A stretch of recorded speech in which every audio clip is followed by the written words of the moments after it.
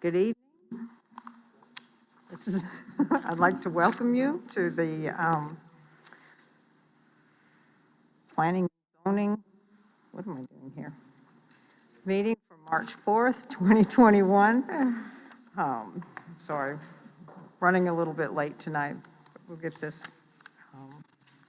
So we have a quorum tonight. We have on Zoom, we have Paul Roberts and Julia Latham, Philip Schumacher, and Sonia Rothstein. And in person, we have Jeremy Hooper, Jack Farrell, David Alsmora, and Matt Jones. So we do have a quorum, and we can conduct business tonight. We will be following the agenda, and the first items on the agenda are the approval of minutes.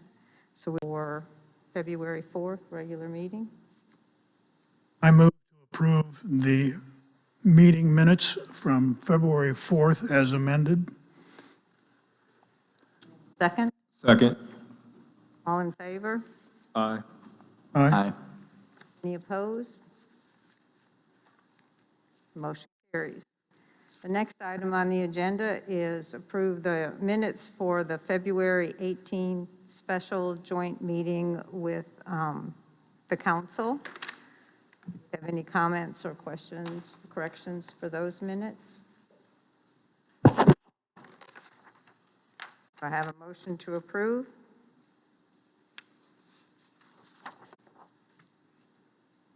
Anyone? Move to approve the meeting minutes from the February 18th special joint meeting. We have a motion by Jack Farrell. Do we have a second? Second. Second by Jeremy Hooper. All in favor? Aye. Aye. Opposed? Motion carries. We approve those. So the next item on our agenda is general business.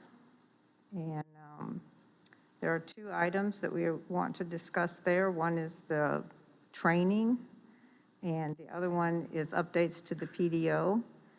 And this meeting, we have a Board of Adjustment meeting that starts at 4:30.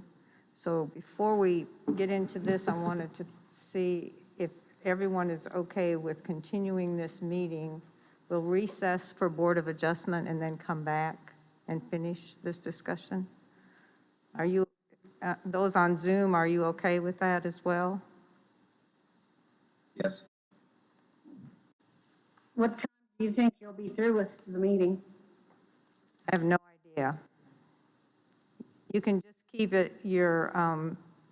the meeting up, turn off your video and your microphone, and you'll be able to tell when the meeting is over, would be my suggestion. Okay. Okay? So we will recess this meeting at approximately 4:30 to give IT an opportunity to set up for Board of Adjustment, and then we'll come back after. Okay? All right. So I will turn it over to Alex, who is going to take care of training, I think, first.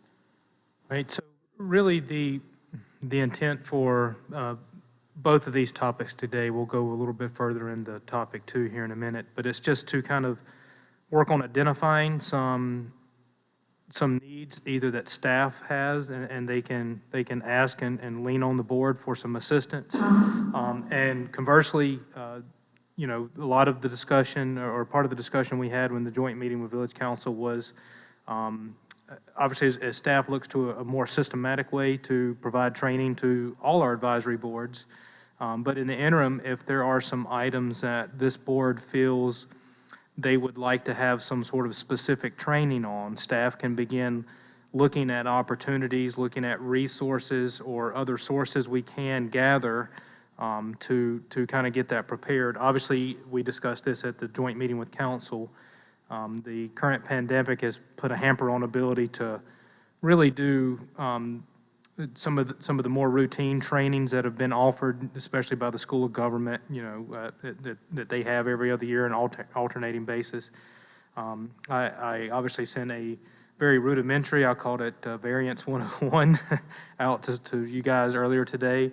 if there's some staff-led training on certain topics that you guys would like to see, we can certainly do that. We have all the technology abilities to go over some modules, go over some specific topics. But really, we're kind of here to listen to this board and see if you guys can come to a consensus on a topic, and then maybe a platform and how you think you can best be served in receiving some of that training, and then we can really start to get to work on that.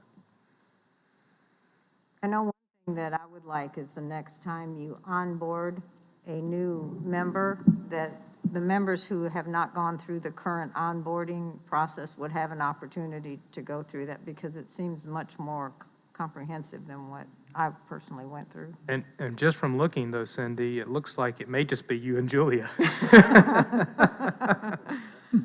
And Paul, help remind me, did I do your onboarding? Briefly, but it was very good, the time spent. Okay. But I mean, and I will welcome, and I will open my office up to any one-on-one, two-on-one, consistency statements were one that I did on a sort of one-on-one basis about a year and a half ago. And I think a lot of you guys felt that I went over how staff prepares a staff report, how we craft it as a tool to try to help you guys.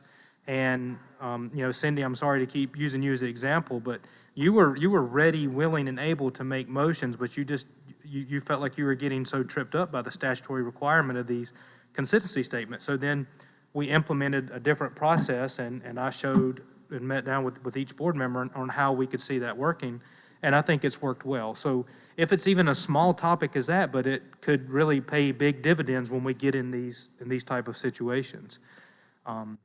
If it's on remote meetings during the it's a state-issued emergency, if it's anything that this group would like to see, I'll be glad to, if it's got to be a one-on-one, two-on-one, if we come here in Assembly Hall, if we do something virtual, whatever, we can make just about anything happen. I can lean on Kelly if it's something we can even invite some of our other advisory boards into, the HPC, if we're, going to talk more about evidentiary hearings. We can make it a joint effort. So would you do that during a regular meeting, or would you schedule We could call a that? special meeting if we needed to. If it would be an off meeting date, we could do a special meeting and do training. We've done that before.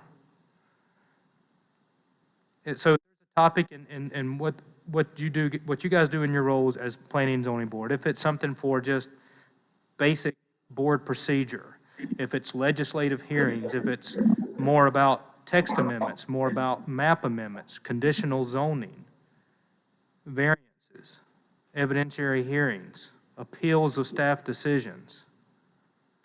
You got to think about what your charge, what your duties are, what you're set statutorily to do, and advise to village council if there's something you feel like you need. If there's been some talk about training on the current PDO, I can go through the applicable sections and how it works for you guys and what you should be expected when you're on this side of the table and you have applications before you and reviewing those sections of the PDO. I think it would be helpful if we have something coming up. So we're going to have 2 buildings for the resort and for the USGA coming up this year. And it might be nice to just have some kind of a review as to what's expected of us during those public hearings and what to be looking for. We expect those to be conditional district rezoning. So we can definitely focus heavily on, because there's some confusing terminology out there. There's conditional district, conditional use district, that has corresponding special use permits that are typically quasi-judicial in nature because they're subjective standards. Conditional district legislative hearings are where the applicant can propose certain conditions and where that applies to in our development ordinance, because it's very specific about what conditions can be imposed, what conditions can be asked, and how that process plays out. If new recommended conditions are thrown out there, how staff would like to have an opportunity to review those. I can take you guys on a site visit to a project that is currently under construction right now that can show you how negatively throwing a condition on at the fly can be problematic. I think because of what we know we're coming up, I think that's a good topic we could look at, is conditional district rezoning. And I would add that the conditions, just add on what you said, Alex, is, some of those conditions, what is the P and Z's prerogatives when it comes to the type of conditions that can be placed on a request? So I think we really need to, we need some additional, staff discussion on that, some board discussion as we go forward with some of these more important, or some of these larger projects that are coming forward. Because Alex, right, there's some conditions that we're in the act of administering right now. The Winston Pines fence is one of the issues that recently came to mind, that, that sometimes when we put a condition on it, it has unintended consequences from an administrative standpoint. So I think that's something that we need to help you a little bit as far as giving you some additional explanatory, some additional educational material. Sorry, it's Max. I know. Can't we take them off if we're 6 feet apart? But is it still likely that the resort hotel will come up in April? There's a good chance. I think there's about 2 weeks for things to be able to fall into place in time enough for the required notices. So within 2 weeks, we should know for certain what date you guys will be expected to have a public hearing on the Pinehurst Resort Lodge conditional district rezoning. So if it's not going to be until May, can we have some training in April on that? I think that might be an opportunity to segue somewhat into the next topic we're going to talk about when we're talking about subsequent meetings of the month and how that schedule can play out, and see what kind of availability you all have, staff has, and maybe meeting space. But there's ways to get creative in how we can get some educational material to you guys and kind of lead it. And I know we all prefer this, being in front of one another. Cindy, I did something. Julia, you definitely took me up on the offer. Jeremy, I think you may have came by when I hosted some viewings there in our staff department. And with that and with the time we felt so comfortable together, some of the HBC members came too. I was able to just throw different scenarios out, and we could build on the material that the School of Government prepared. And I thought, we could apply it real world to some of our applications we have reviewed, and I think it worked well for you guys. We could even do something like that. For me, it was much better having the discussion and asking questions. You listen to the videotapes and you answer the questions there, but then when you kind of put a real life curve into it, you really had to stop and think what exactly was the right way to do it. So I found that very helpful. I felt pretty proud that I was even able to stump Leo a couple of times. As you should be. Okay, well, that gives me something to get going on. It really does. All right, so I think I sent an email to everyone last night, and I talked to Alex and Darren about a good meeting time for them, and the third week of the month is the best because they don't have a council meeting or planning and zoning to prepare for. And it doesn't have to be Thursday if you want it. If Thursdays, I don't know, is that a good for meeting space? Just as long as it's not the, fourth Thursday? So third, I think we looked at the calendar and we didn't see any conflicts with a third week, did we, Alex? Other than Tuesday, which is council. So it's most likely going to be a Wednesday or Thursday seems to be the best as far as the third week. If you look at a second week, that's where we start kind of getting backed up a little bit because there's a council meeting, then it's also following planning and zoning board and or a BOA meeting. There's not much agenda material we'd have to get prepared, of course, ahead of time for it, but still. First thing, let's go through and see who is willing to meet on the third, sometime during the third week of the month, every other month, not every month, but every other month, and who would prefer to have an add-on to this meeting, and just find out everyone's preference. So I'll put Paul on the spot first, and he can, what is your preference? Yeah, thanks for the notes yesterday. I think it was good to take a look at this, but my time is valuable, just like everyone sitting there. But I'd be more concerned about making sure the tasks are done and done completely. So yeah, I'm good with every other month. I'd be good with every month. And I think as we identify the tasks that are required that need to be completed before the moratorium deadline completes, I would feel much more comfortable to dedicate the time now to ensure that that objective is completed before the suspension of the moratorium. So yeah, I'd be willing to go every month. I'd be willing to go every month, or every other month, and I'd be willing to go every month. Thank you. Sonia? I would prefer adding it on to the meetings. Just keep it at one meeting a month? Correct. Okay. Julia?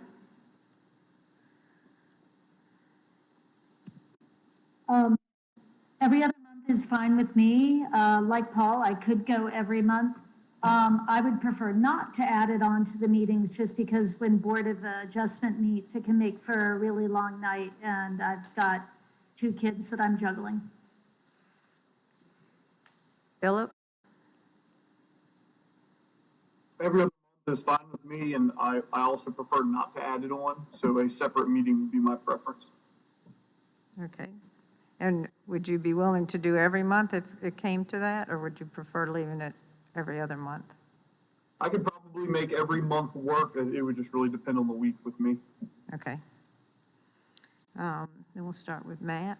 Of course, you already sent me Mars, but you can tell it for the meeting. Sure, I am in favor of every or every other, whatever's needed, and preference would be, yeah, on the not adding it on to the end of the meeting, but having a separate meeting. But I'll do either, you know, if the group feels like it needs to be added on, but separate would be my preference.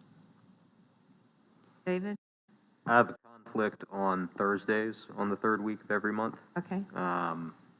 Other nights appear to be open. Every other month definitely could probably make every month work, but Prefer every other month? prefer every other month if possible. Jack? I think I'd prefer to add it on to the regular meeting. Okay. Jeremy? I would prefer to have an extra meeting as well. To me, I'm very flexible. I think Paul said it best. Every once a month or every other month. I think even if we had some absenteeism, we would still be moving it forward. And the day with me is no preference. We have 2 that would prefer to just add it on. And 1, 2, 3, 4, 5, 6 or 7 that are okay with an extra meeting. And one thing we could consider too is if we're going to have an additional meeting every month, every other month, however the board decides, if there's a regular meeting schedule that we don't have an item for official action like today and Board of Adjustment doesn't have any other items, then that's just another one we can tack it back onto. We can certainly put that on this already advertised meeting. We can put the agenda on there. We're going to discuss or update on X, Y, Z. So there still may be the potential for that depending on what applications, but we do know they're most likely going to be 2 within the coming 4 months that are initiated from others, and potentially within 6 months, Darren, maybe another 1 or 2 amendments being proposed by staff. Correct. I mean, once the small area plans start to form up a little bit, then we'll go through the process of, hopefully adopting the codes or the plans, which follows up with a form-based code. So that'll be adoption of official zoning amendments, so. Those will come before us as well. Correct. But that'll be a little bit later. That's about 3 to 4 months out. We'll do the option, I would say just do it every other month so it's not too much. If needed, if we can do it during the regular meetings, we'll do it during the regular meetings. If there's something that we need to get done, then we can schedule a work session for that 3rd week. So Thursdays don't work for you. Wednesdays should be fine. How about, Possible to space it out. well, it'll be the 3rd week. Yeah, 3rd week So not meetings back-to-back days, because I have meetings Thursday nights for the next 2 years. It's another board. Yeah. Monday or Tuesday would be my preference. Again, that's not I council. agree with you. Council's what, second and fourth, right? Yeah. So Kelly's checking and making sure too, there's no like immediate known conflicts for meeting room reservations on those days of that third week. How about those on Zoom? Do you have days that you can't do it or days that you prefer to do it? No? I see Julia No, shaking her head. no preference. Any day works for me. Okay. Philip? No problem. And is 4 o'clock a good time on whatever day we pick? Yes? 4 o'clock's are the best times for me. O'clock? Yeah. Good to get off work early, absolutely. So what day, we'll leave it up to you guys. We can look,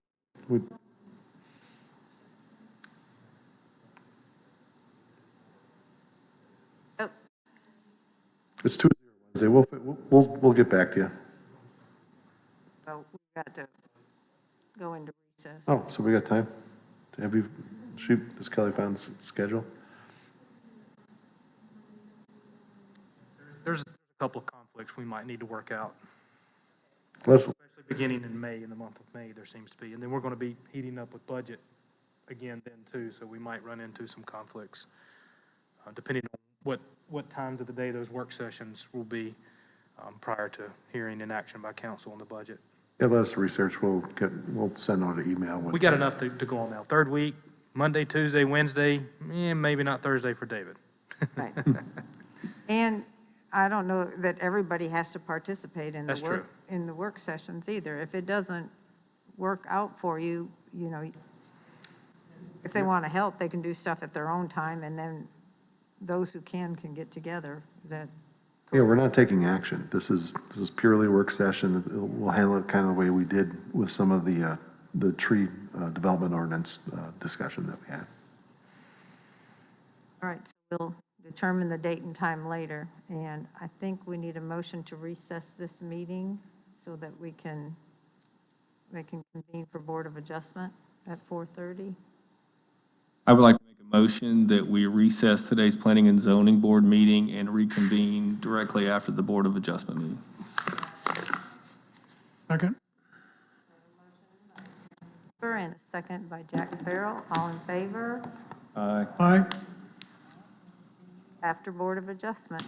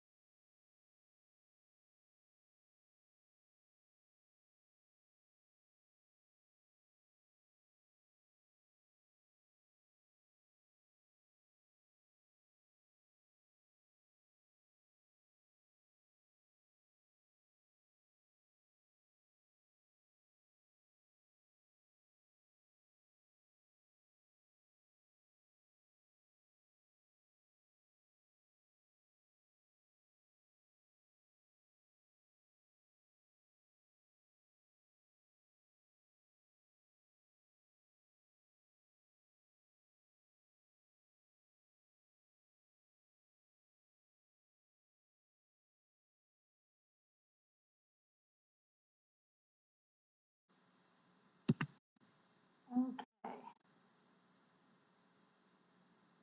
It is 4:30 on Thursday, March 4th, 2021, and I'd like to call to order this meeting of the Pinehurst Board of Adjustment notice properly given.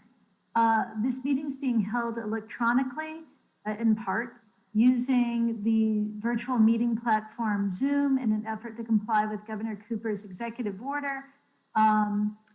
I'm going to at this time notate a quorum and designate the voting members for this meeting. We have with us tonight as permanent members Cindy Burnett, David Alzamora, Jack Farrell, and myself, Julia Latham. At this time, I'd like to welcome Jack, as this is his first time joining us as a permanent member. So thank you very much, Jack, for your service to this board. Thank you. I'd also like to name at this time Philip Shoemaker as an alternate. May I have a motion to have Philip join our board for this evening? I move to have Philip Shoemaker join the meeting tonight as a voting member. And a second, please? Second. All in favor? Aye. Aye. Aye. Opposed? Okay, motion made and carried. Philip is going to join us as the alternate fifth member for our board tonight. Thank you very much, Philip, for sitting in at the table this evening. A little housekeeping. This procedure is being videotaped, so we ask that everyone speak into their microphones so that everything can be recorded as well. I'm going to be proceeding a little more slowly and deliberately, especially through certain areas, to make sure that everyone's due process rights are being met on this platform. So your patience, please, as we work our way through those elements. And lastly, for the folks who are attending remotely, please no usage of the Zoom chat function, since we need to maintain transparency and comply with open records laws. At this time then, I'm going to look at the business for today, approving the minutes for the Board of Adjustment meeting of Thursday, February 4th, 2021. Are there any corrections or additions to those minutes? Okay, hearing no corrections or additions, do I have a motion to approve the minutes as recorded? I move to approve the minutes as recorded for Okay, February 4th. motion made by Cindy. Do we have a second? Jack seconded. Was that Jack? Thank you very much. So motion made by Cindy, seconded by Jack. All in favor? Aye. Aye. Aye. Opposed? All right, thanks everyone. Motions are approved as recorded. So at this time, we'll go ahead and move on to public hearing number 1. This is for an application for a variance for property at 70 Maple Road. Can I have a motion to recess from our regular meeting and enter into public hearing number 1? I make a motion to recess from our regular hearing and move into public hearing number 1. Second. Okay, I'm sorry? Second. Okay, so motion made by David, I think, and seconded by Jack. All in favor? Aye. Aye. Aye. Opposed? Okay, hearing no opposition, we are going to go ahead and enter into public hearing number 1. Because of our format, I'm going to be swearing in the witnesses one at a time. That way it's just easier than trying to do everyone at once when I'm remotely. So at this time, I'm also going to ask if there's any member of this board who needs to recuse themselves due to ex parte communications, conflicts of interest, financial interest in the outcome of this variance application, or having already made up their mind on the matter.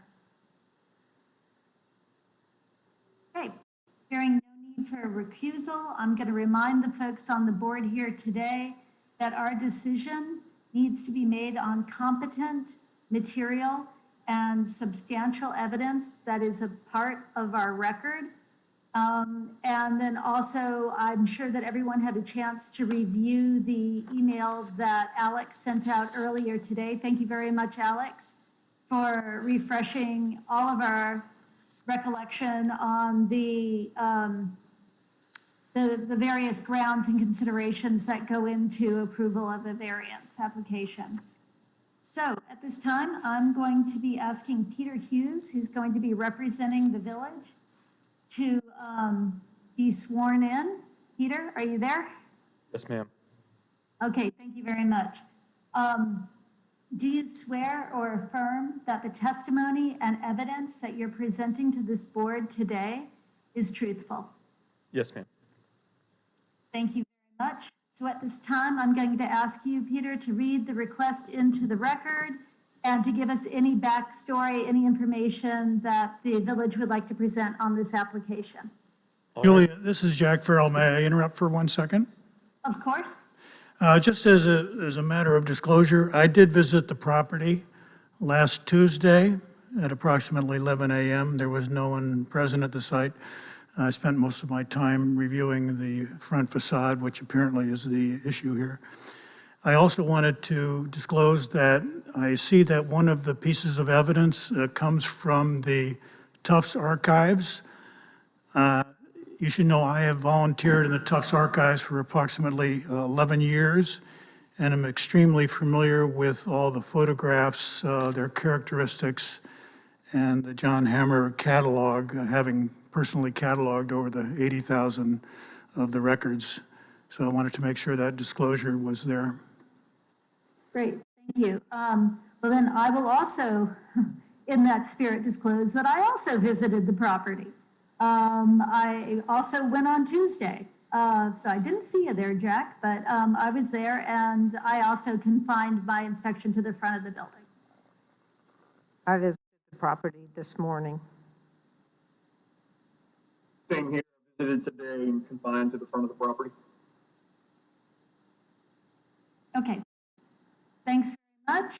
And Mr. Hughes, I'm going to let you go ahead then and present the village's information. Thank you. Lori, can you make sure that my presentation, there you go. Thank you so much. The purpose of this public hearing is to receive testimony for a variance request for section 9.2A, tables of dimensional requirements for properties addressed at 70 Maple Road, further identified by Moore County PID number 000-18218. This property is located within the R10 zoning district and located in the Historic Preservation Overlay District. Specifically, the applicant and owner, Jason Tanner, is requesting a variance from 30-foot minimum front yard setback. This is a photo of 70 Maple Road taken from the street by staff. This is the aerial map locating the property at the convergence of Community and Maple Road. They're located in red. This is the public hearing notification. In total, 9 properties were notified for today's public hearing. The rear property line of the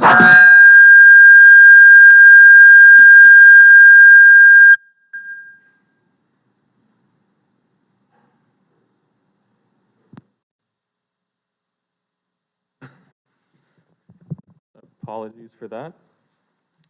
The rear property line of the subject property is adjacent to Spur Road. This is the aerial combination of the notified properties in green in the hash there is 70 Maple Road, and the grayed out area is 70 Maple Road notified adjacent properties. The standards of review for today's hearing is unnecessary hardship would result from the strict application of this ordinance. The hardship results from conditions that are peculiar to the property, such as location, size, or topography. The hardship did not result from actions taken by the applicant or the property owner, and the requested variance is consistent with the spirit, purpose, and intent of this ordinance. Background: the property is lot 1604 on the plan entitled Map of the Land of Leonard Tufts. It was Exhibit B in your exhibit package. The property is approximately 16,000 square feet, which is more than the minimum 10,000 foot square lot requirements for the R10 zoning district. This is Exhibit B, and I've located the property there with the red star. And to the left, I have a pop-out zoom in that you can clearly see that is labeled as 1604 on the plot plan. An existing single-family home is located on site and is approximately 1,500 square feet. According to the 1996 Village of Pinehurst National Historic Landmark Survey, 70 Maple Road was constructed in 1915 and is considered a contributing structure. Tax records indicate that the property was purchased by the current owner, Jason Tanner, in July of 2020. This is the area zoning map. On the right, we have a table from the staff report showing that the majority of properties were constructed between the mid-1910s and the late 1990s. There is a variety of different zonings adjacent to property. We have R10 is the majority, but we also have multifamily, village, cottage professional, and then outside the notification, we also have village mixed use. This request is before the Board of Adjustment because the applicant is requesting to vary that 30-foot minimum front yard setback. The applicant, based on the submitted survey, is proposing a plus or minus 22.73-foot setback from the front property line in order to accommodate a future front porch expansion. Please note, regardless of today's decision, any changes to the exterior of this property will have to go through the Historic Preservation Commission for approval of any major modifications. This was the submitted site plan for today's hearing for 70 Maple Road. It's Exhibit G in your package.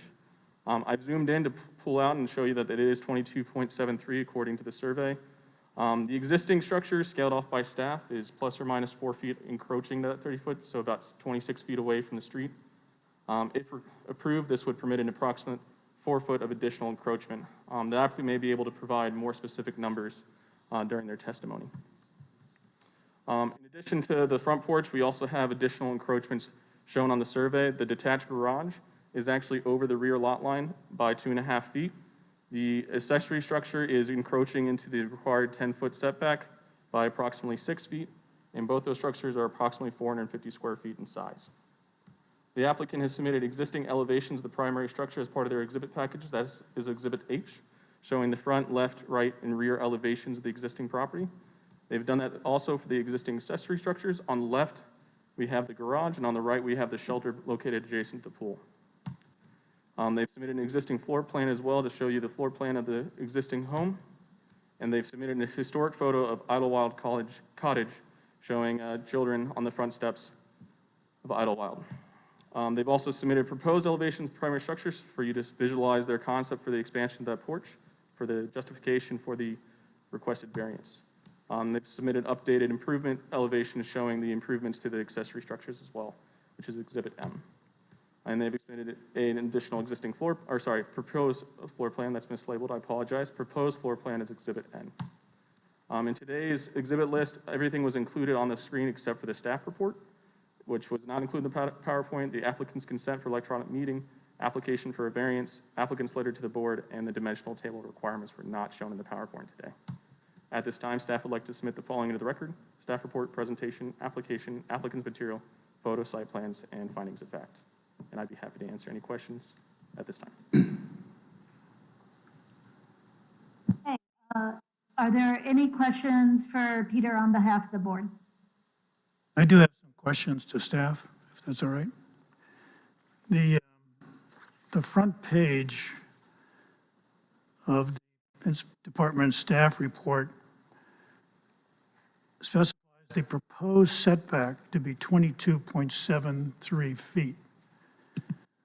The exhibit, which is, to my knowledge, the current site plan, shows as I read it, the current porch to be 22.73 feet from the lot line. Is that correct? I interpret that to be their proposed porch, but that could be misinterpreted on my part. That may be a best question for the applicant and their professional. This is a site plan which was created on September 13th. I was under the impression that this was the as-built site plan. I reviewed it as though they're proposing that 22.73. I could be incorrect. Mr. Degree, can you confirm that for me, if this is proposed at 22.73 or is that incorrect? Yeah, according to the site plan that was done by the surveyor, he's showing the existing porch at 22.73 feet off of the front property line. The 22.6. I'm actually going to intervene because we haven't sworn in Mr. Degree yet. If he's going to speak, I'd like to go ahead and swear him in for the record. Yes, ma'am. Okay. Mr. Daniel Degree, could you please state your name, your profession, your interest before our board today? Yes, my name is Daniel Degree. I'm a licensed builder here. I'm the author of the plans as well, and I'm representing the owner who is in California. Terrific. And if you would please, do you swear or affirm that the testimony you're going to present to this board here today is the truth? Yes, Thank you very much. Please go ahead. I'm sorry to have interrupted you. yes, no problem. So the surveyors, I think, made a mistake in that the existing porch setback is 22.73 feet from the front property line, and the proposed porch is 22.6. But in reality, if you take a look at the architectural drawings that were submitted, the difference between the existing porch and the proposed porch is 16 inches. I think he's in error by 12 inches. I think it should be 21.6. Well, my question was to the staff as to whether or not the site plan, which appears to be the as-built, specifies 22.73 feet, 22.73 feet from the property line to the edge of the porch. I assuming this to be correct, as this is a certified survey. And so therefore, it's not, the proposed setback is not 22.73 unless it's not going to change. That is correct. Based on the testimony provided by Dan DeGree, there was an error made by staff in the assumption of 22.73 being the requested setback, but it's apparently 22.6 is the requested setback. Well, the document goes on, the staff report goes on to say that the setback would be reduced by 4 feet plus or minus. So the setback would be not 22.73, but somewhere in the neighborhood between 18, a little over 18 feet. Is that correct? That would be correct at the time, but because this new information and errant staff judgment, the 4 feet information is no longer correct.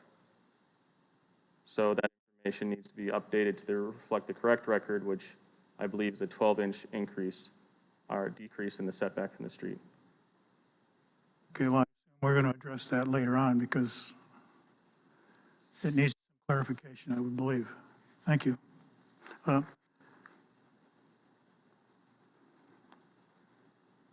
other question I have for staff is that I believe there's a section in the PDO about nonconformance. I think it's 2.3. And I believe that states clearly that there shall be no increase in nonconformance. So that does this variance apply also to that section of the PDO as well as the setbacks and requirements? You're correct. There is a section in the PDO 2.3 that talks about nonconformings and how you should not expand beyond the existing nonconformity. That being said, the applicant is requesting an additional encroachment, so they are still varying the requirement. They just have an existing nonconformity that would allow them to maintain that 22.73 setback, but now you would be granting them the ability to increase their nonconformity. I'm sorry, I didn't understand that completely. Can you restate that? Yes, sir. So in 2.3, there is a nonconformity statement that says they cannot expand the existing nonconformity. That is true. I would not be able to approve this at a staff level if they wanted to go expanding beyond where they currently are. That's why they're before you here today, because through the variance process, they're able to continue that expansion. They could also do the setback. Let's say they were properly set back at 30 feet and they needed it 5 feet. That too would be something that they could request. So this request is just a variance request that would further that encroachment.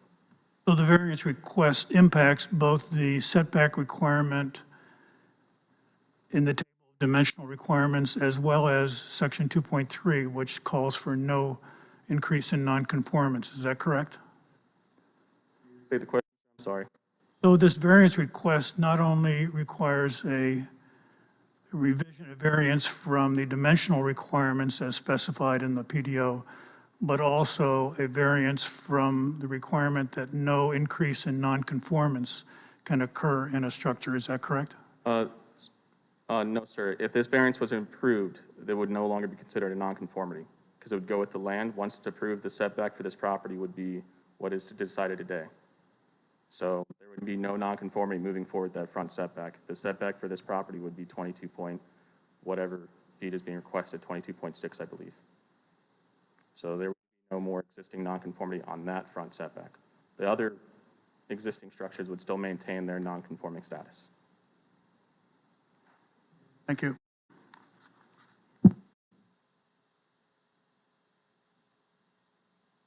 Any other questions for our staff representative? Just for clarity, so they're not adding an additional 4 feet. They are not adding additional 4 feet. I believe they're adding an additional 16 inches in total, That's correct. 16 inches in total from the existing front porch. This is basically because they're doing a renovation and the front porch is non-conforming. They need to have a variance in order to do the renovation. That's correct. So the variance request is for something less than 4 feet, is that correct? That is correct. The staff report annotates 4 feet plus or minus, but it turns out that there's a total of 16 inches is being requested today. That's not evident in the documentation that I have, at least.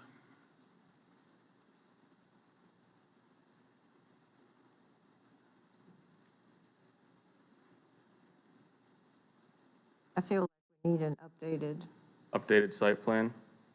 just updated documentation and more clearer information. We could enumerate that through testimony if the applicants are able to provide that and satisfy your guys' burden of proof. I understand. So you're saying that that could be a condition when we get to talking about it a little bit further. Yeah. Is that correct? That's correct. Okay, thank you.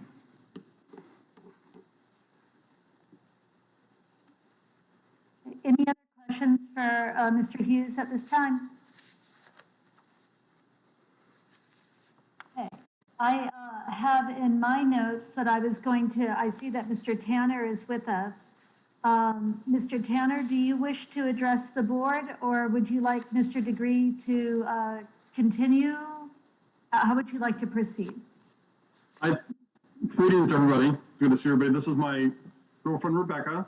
We're both in California. We're glad to be here. I think Dan is going to present the case, and if there's any questions for us, we're very excited. We hope to move to Pinehurst in the next couple of years, and just glad to be going through this process and really excited to renovate and make this home beautiful again. So we're glad to be here. Oh, go ahead. No, I was just going to say what I'll do then is let Mr. Degree present the application.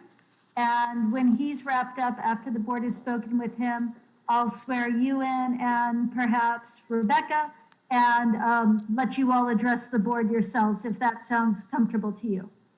Sure, that sounds great. And I also included a letter. We didn't know that we would be able to be here today because of COVID. So I included a letter that kind of spelled out the way we feel about the property and renovating it. And so that's included for reference. We're glad to speak after as well. Terrific. Thank you very much. Thank you. I'm going to go ahead then and ask Mr. Degree to make his presentation to the board. Okay. What we're attempting to do with this property, wherever possible, is to remove the poor decisions that were made in previous times prior to anybody having to approve what was done there. So we have investigated the house. We have pulled sections of it apart to reveal what was underneath. And what we have now is a structure that is covered in aluminum siding with aluminum shutters and aluminum boxing, replacement vinyl windows, a host of products that have been used that would not have been approved today. And we plan on tearing all of those products off.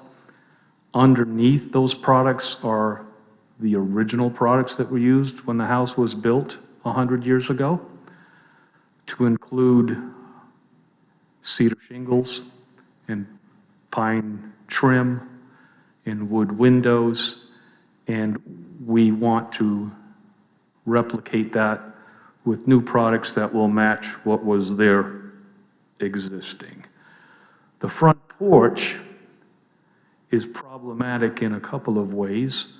The homeowner would like very much to be able to sit on the front porch, have it covered, and be part of the community.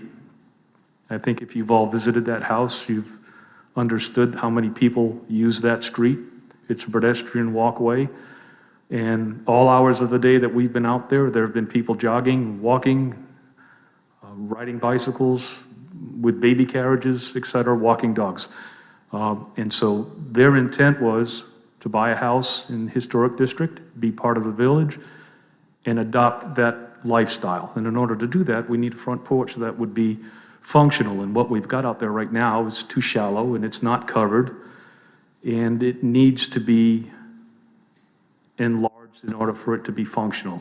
We also think that architecturally it adds some character to the house that, in my opinion, should have been there from the very beginning. So if you look at the proposed elevation versus what's actually there now, I think it adds to the character of the neighborhood. There are some documents that the homeowner has provided. He's a law enforcement officer, and he was able to get his forensic department to do some studies of an old photograph to try to interpret if, in fact, the porch may have been deeper at one time, and it appears that it was. We don't know if it had a roof on it at one time. That's not shown in the drawing, but it does look like the porch at one time was considerably deeper than it is now. And so we would like to add just enough to be able to cover that porch and leave enough room for a couple of rockers and to be covered from the weather at the same time.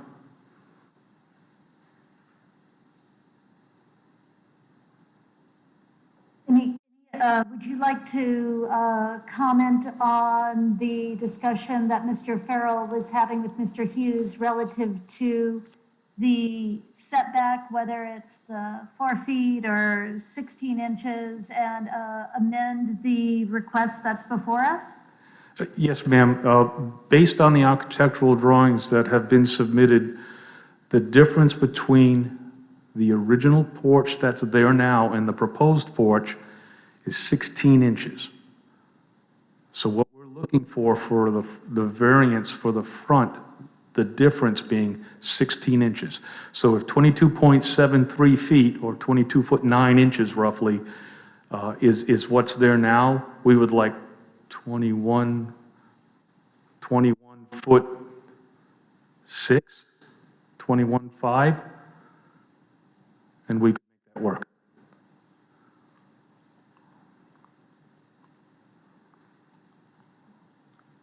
If you look at the site plan, the house is sort of catty corner to the front setback, and really it's just a portion of that porch that's over the setback. Is there a particular image you'd like staff to bring up? I'm sorry, I didn't hear you. Is there a particular image that you would like staff to bring up on this screen for reference? Yeah, you can bring up the site plan. That would be great. Is there a way to make it bigger?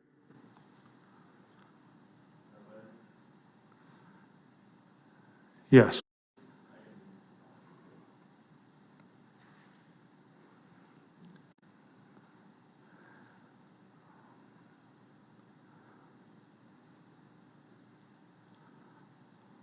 Okay, I'm trying to get my bearings. Can you bring the existing condition floor plan up? Okay, so that's the existing porch now. Now bring up the one for the proposed. The difference in depth between those two is 16 inches, not 4 feet. That's what we're looking for. Does that include the steps? No. So the steps would encroach more, but I don't. Yes, and they do now as well. Proportionately, the difference would be 16 inches, because if we move the porch 16 inches closer to the street than it is now, the steps would have to go with it. Now, aren't I allowed 3 feet for steps in setback anyway? I believe the site plan, 22.73 is to the edge of the porch, not to the beginning of the steps. That's correct.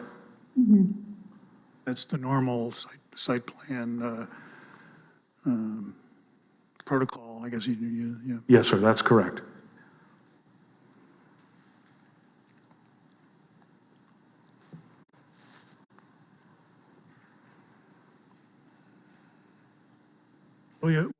Should we ask questions or comment, or should we wait for I was just discussion? going to say, Mr. Degree, are you done with your presentation? Yes, ma'am. Okay, at this time then, any member of the board may bring any questions or comments forward for Mr. Degree.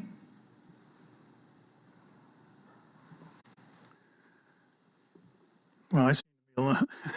I can't Yes, call yes. on you because I can't see you, so you're just going to have to go for it, guys.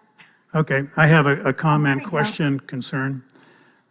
Relative to Exhibit K, which is the photograph that was submitted, this is a photograph of a printout from the records at the Tufts Archives of a Hemmer photograph, which is in their records. Like you see down below, it says Hemmer 2243.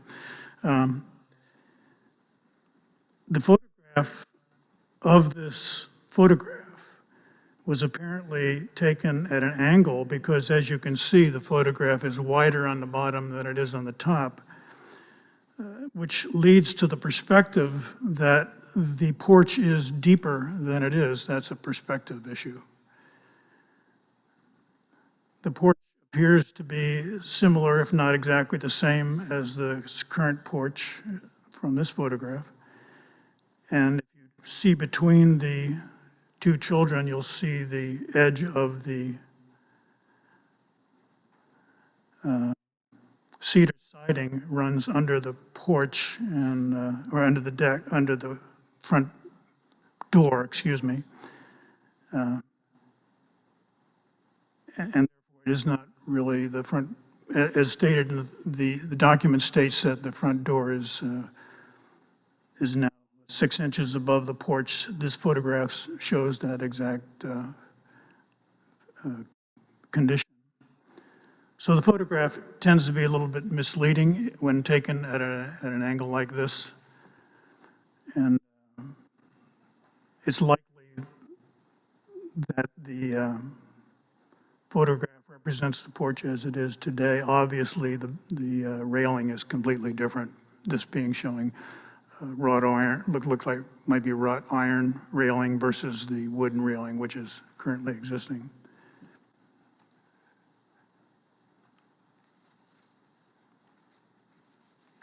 Jack, are you done? Yes. Okay, I'm going to intervene for a sec and just interject that with Exhibit K, we have a little bit of an evidentiary issue because we don't have anyone before us today who's in the chain of custody regarding this photo to authenticate it. State law requires that any evidence that's admitted before a Board of Adjustment be admitted without objections as a first criteria. And second, any evidence must appear sufficiently trustworthy and admitted under such circumstance that it's reasonable for the decision-making board to rely upon it. So at this time, I need to ask our board, well, I ought to also ask Mr. Degree and Mr. Tanner, because I don't know who discovered the photo, to let us know, we've heard from the Tufts Archives, to let us know a little bit more about where the photo was located and how it came to be a part of your package. And I don't know whether that's Mr. Degree or Mr. Tanner, who I would be speaking to. Yeah, that would be for Mr. Tanner. Okay. Mr. Tanner, can I go ahead and swear you in? Yes. Okay. Could you please state your name, your address, and your relationship to the property for the record? So my name is Jason Tanner, T-A-N-N-E-R. Do you want my current address in California or Pinehurst? The address with the property. 70 Maple Road in Pinehurst. Okay. And I have a little different interpretation of the photograph, but Okay. Rebecca One moment. Do you swear that the testimony you give us today and the evidence you presented is the truth? Yes. Great, thank you. Go right ahead. And actually, my girlfriend Rebecca and her mother went to the Tufts archive and can provide testimony about acquiring that photograph if you'd like to hear it. I would. So, Rebecca, if you could please give your full name, your relationship to the property, and then I'll swear you in. My name is Rebecca Carpenter, and I am Jason Tanner's girlfriend. And was there another question I needed to answer? Your relationship to the property, I think that's your... Correct. Okay. Connection to him. He's my partner. Thank you. Yes. And do you swear that the information you provide us today is the truth? Yes. Okay, please go ahead and explain to us how this photograph came to be a part of the package. Yes. We were out visiting in June of 2020. And we visited the Tufts archives with my mother and Jason's stepmother.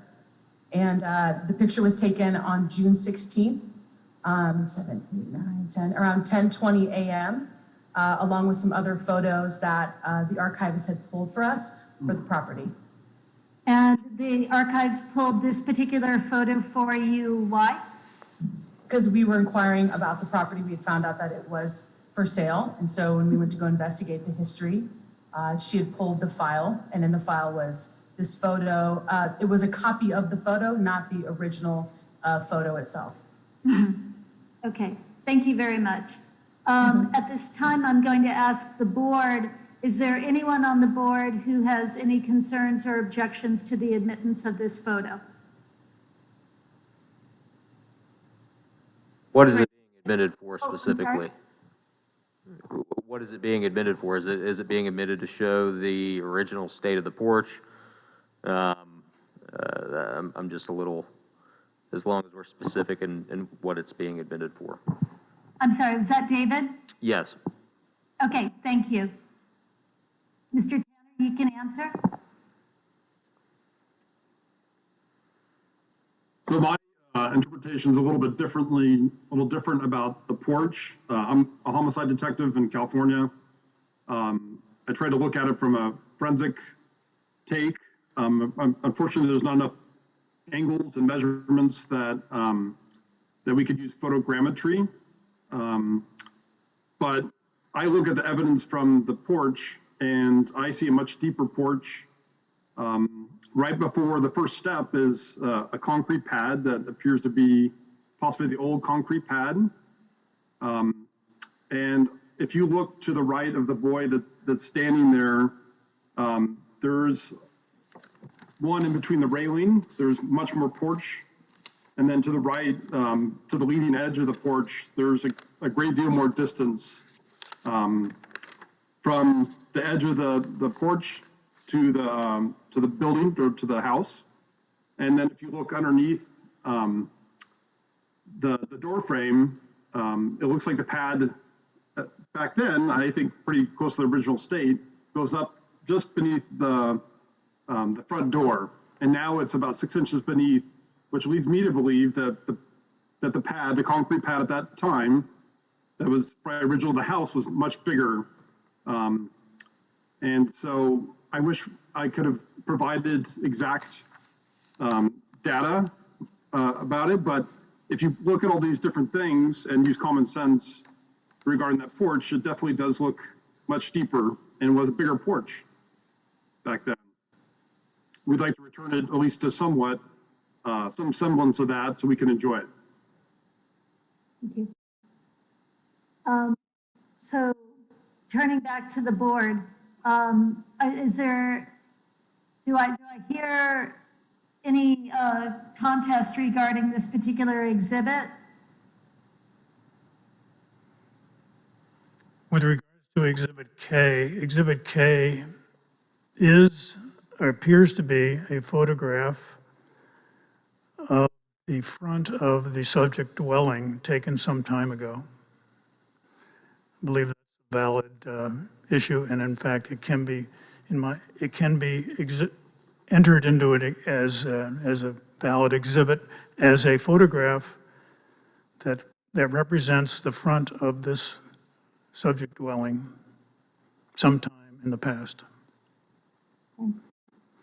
Whether you can deduce or surmise from the photograph dimensions relative to the porch is unclear to me and would be a stretch.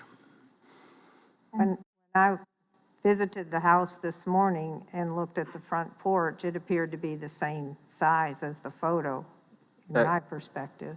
Can we bring up the picture of the house as it is today? I didn't get a chance to go by the property, so I'd like to see that picture again. Because I feel the same about the picture. Looking at the site plan and looking at it, it looks like the line goes up to that right wall in the picture. And then there's about a 2-foot overhang between the wall, and then what's existing extends further. Are you able to zoom in by chance? So where do those stairs come up to the building? Do they go up to that existing wall there, if you've been? Stairs only lead to the porch, is that correct? Is that correct? I'm sorry? Stairs only lead to the porch, is that correct? That's correct. And that porch begins at the, I guess, extension of the house. I think it would be very helpful to have dimension drawings of the existing porch and the proposed porch. Because, yeah, there, it looks like the porch, I mean, I can't, maybe I'm seeing differently, but if the porch is flush with that wall that's coming out. No, it comes out ahead of, it's further out than that. So it comes out about another roughly 3 feet from the house. Yes. Then, Before, I'm going to intervene. Before we get ahead of ourselves into looking at the porch and the dimensions itself, is it correct to say that this board is comfortable with having the picture come into the record as a photograph at an earlier point in time taken of this cottage, but not as, I suppose, not as evidence to the size of the porch, but just the fact of the matter that this is indeed a photograph of the subject property? Correct. Correct. Yes.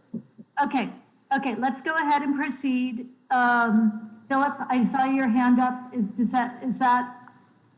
I just wanted to make the quick comment. If you look at the photograph, the bottom of it, it looks like the concrete on top of the porch actually has a bit of an overhang. And the existing porch now does not. So there has been some sort of alteration to the concrete over the years. But I've seen plenty of porches like this in North Carolina. It's hard to determine based on the photo, but it does appear to be a bit of an overhang there, whereas the steps now are flush against the concrete. So it was altered at some point in history and maybe a piece cut off, but it does appear to have a several-inch overhang on that top piece of concrete. Okay, I'm going to go ahead and allow the photo into the record. We are all, the photo is appropriate for discussion.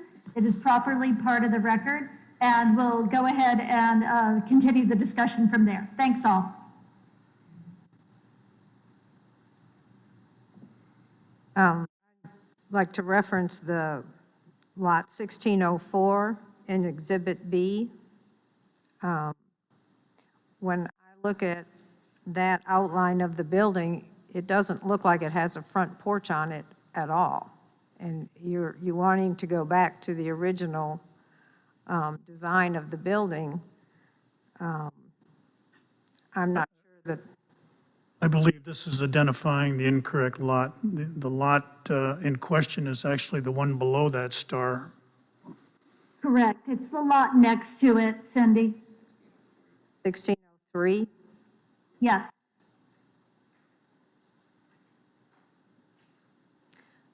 This is very confusing.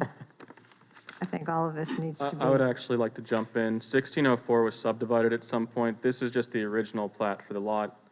I could not find the subdivided lot, so 1604 shown is the property in question. Oh, it is? Yeah, so 1604 Okay. is 70 Maple, and then that corner lot is 50 Maple. It's the pink house, if you guys are familiar with the historic Which district. explains why It it's resides narrow. right there. Okay.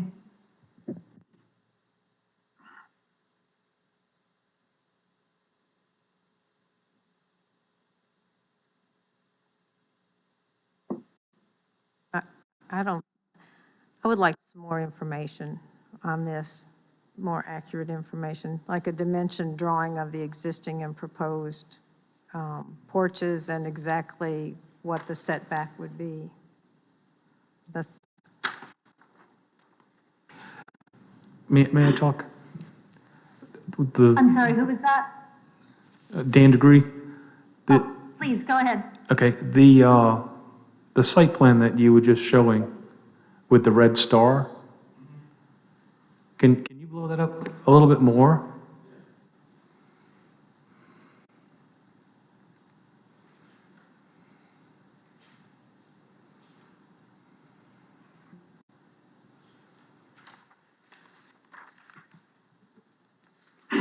Okay, so 1603 is the house we're talking about. Right. The star was on the one above it. I don't have my glasses, but I'm pretty sure that says Right. 1603. And that does show a porch on the front. yeah, Well, but now I'm thoroughly confused because we heard from Peter that the subject property was actually 1604 prior to subdivision. So at this point, I'm beginning to agree with Cindy that we're in a bit of a muddle as far as the exhibits before us and a dimension drawing of the existing structure and porch and the proposed porches would be helpful. That's my opinion. I don't know where the rest of the board is with this. I believe that's a fair comment. The drawings that are proposed, the proposed drawings, if they have dimensions on them, I can't decipher them.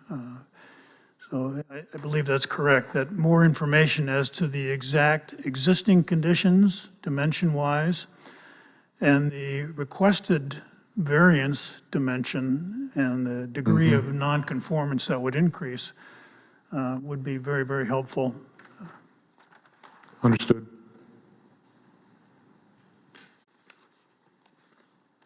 I just don't feel like there's enough information to make a judgment that has to stand up in court. Unfortunately, the documentation talks about a 4-foot variance request plus or minus rather than 16 inches. There's a significant difference between 4 feet and 16 inches when you talk about a 22-foot current nonconformity or setback. That's correct. That was a misinterpretation by staff when we sent an email out between the applicant and I confirmed that the setback was 22.73. So I thought that was the proposed, and I measured to what didn't appear to be a porch to get that 4 foot. So that's how that 4 foot, I guess, discrepancy came into play, was a miscommunication, misunderstanding when we confirmed what the proposed setback was. So I thought the porch at 22.73 was the proposed distance. And so I used the scale in the provided survey to scale it out to that plus or minus 4 request. So that's where that confusion comes in, just to be clear. Sounds like you could have used more accurate drawings as well.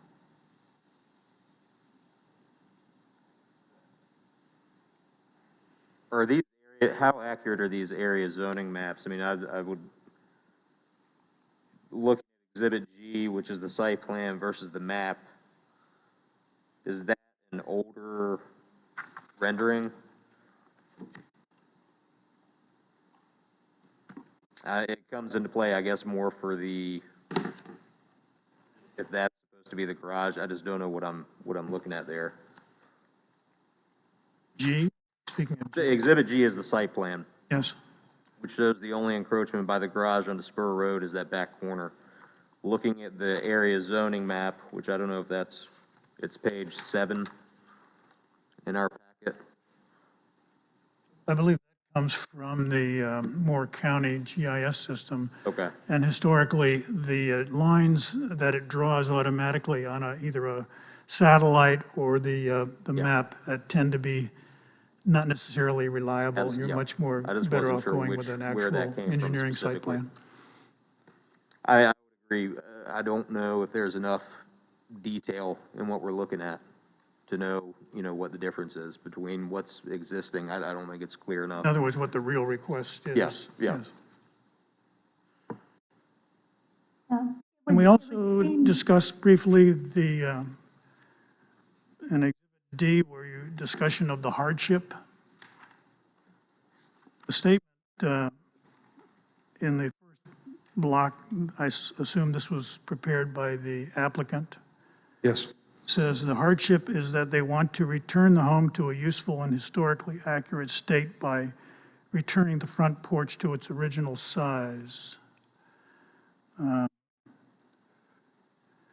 However, the drawings, the proposed drawings show more than just a porch enlargement. It also shows an overhang increase and a change in the facade in that it has a separate A member, I'll call it an A member, you know what I'm talking about. Yes, sir. A smaller one over the porch. Mm-hmm.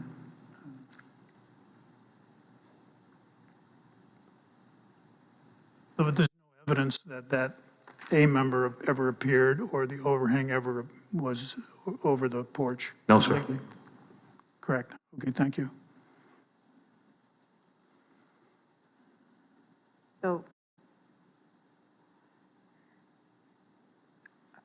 the hardship is that you would not be able to return it to the photo, the image in the photo? Is I that? think the hardship, and I'm speaking for the homeowner, and I may not want to do that, but is to get the depth of porch back to its existing size. But you really don't have documentation that says exactly what the existing size was. The original size, right? That's correct. Okay. Mr. Tanner, would you like to I'll give you the opportunity to weigh in we have the letter from you, but to weigh in what you feel the hardship is here in the application for the variance? Sure. I think the hardship for us is that this home is 115 years old, now or older, and before zoning setbacks. It's a huge lot, probably twice the lot we have here in California, and if it was built today, we could have easily pushed it back and conformed, but today's standards are being imposed on a historic home, and right now, only one person can sit on that porch, and who wants to just sit one at a time on a porch? We want to have a family there. We bought the home to be a part of the community and not relegated to the backyard or into the house. We're very passionate. We see the horse-drawn carriage go by every night. I want to put a gas lamp up front. We want to make it beautiful. And right now, it's not a beautiful porch. The Annie Oakley house is across the street. My next door neighbor has a beautiful home, both of them Pine Straw Magazine. We want to make it a beautiful home again. And I wish I could just move the house back, but we can't. We'd just like to have a usable porch to make it a beautiful home again. And without this, we're going to have a one-person porch. It's pretty sad right now, to be honest. And I don't think 16 inches is asking too much to accomplish that. I think it's going to reflect better in the neighborhood and on that house. It's already, non-conforming, but I think it would do justice to this home and the community there in the neighborhood. Any questions for the homeowner, Mr. Tanner, from the board? There's a nice porch on the side of the house that also overlooks the street. You can see the activity of what's going on the street. Have you considered making that your social porch as opposed to the front one? No, it's in the driveway, and we're getting rid of that, as a matter of fact, that deck on the side. And that, again, we're in the driveway. We're not in front. where the horse carriages go by, and people want to look at our home, and we don't want to be, we'll enjoy the side of the house, sure, or the back of the house, but we want to be part of our community and our neighborhood. That's a real big and important thing. That's why we bought the home there. Okay, thank you. I guarantee you, Mr. Tanner, the community enthusiastically supports people that wish to revise and remodel, the cottages within the historic district particularly.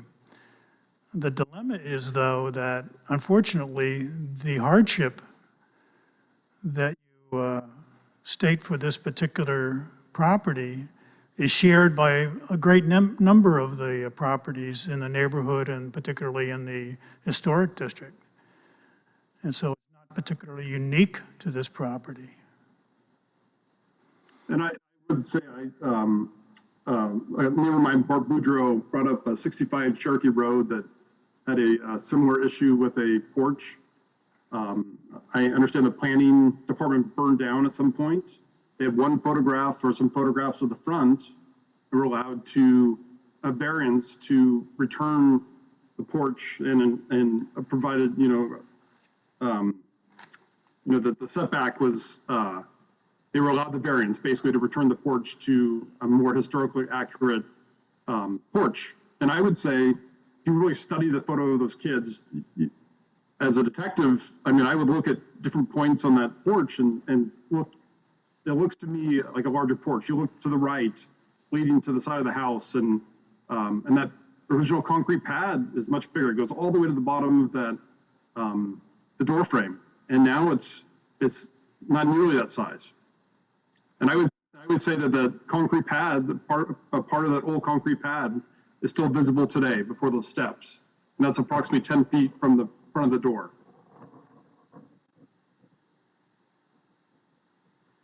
I don't believe the photograph demonstrates that convincingly. Let me ask a question of the staff. Looking at the site plan, the porch extends in a line such that if the porch were expanded, not the depth were not increased, but its width were increased, it would still be in the non-conforming section, but it would not add to the non-conformity. That's correct. You know what They I'm could trying to say here? expand to If you the look at the plot plan, north, if they would like to. if the as porch long were as they- extended along the house, looking at the front of the house to the left, it would still be in a non-conforming zone, but it would not be increasing the non-conformity, and a variance would not be required. Is that correct? That is correct, as long as they maintain the current setback of 22.73. Right, so the porch could be extended in that direction, northerly, almost as far as you want, without change, without a variance. Is that correct?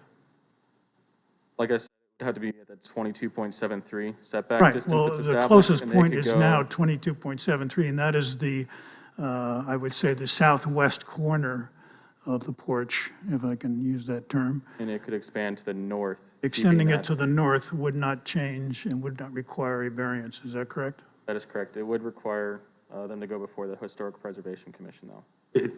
If I may, it creates two other problems. So one is structurally, it doesn't work aesthetically and structurally. It doesn't, there's no way to tie it in to the existing roofs that are there. It's problematic. We did look at that as an option. The second thing is it doesn't solve but half the problem. So more width would handle more people, but it's still too shallow to be comfortable. It's the depth that's as big an issue as the width.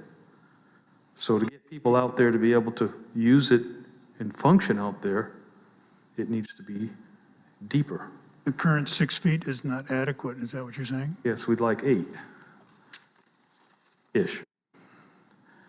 And again, if you look at the front elevation of the proposed house, the proposed changes, and you look at how that A-frame was figured into the main gable of the house as it was existing, and then the shed was added at some time, that's where you get into a problem aesthetically.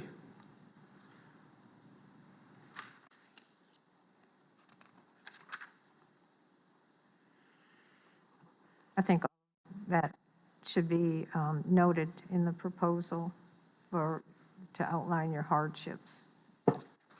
Okay.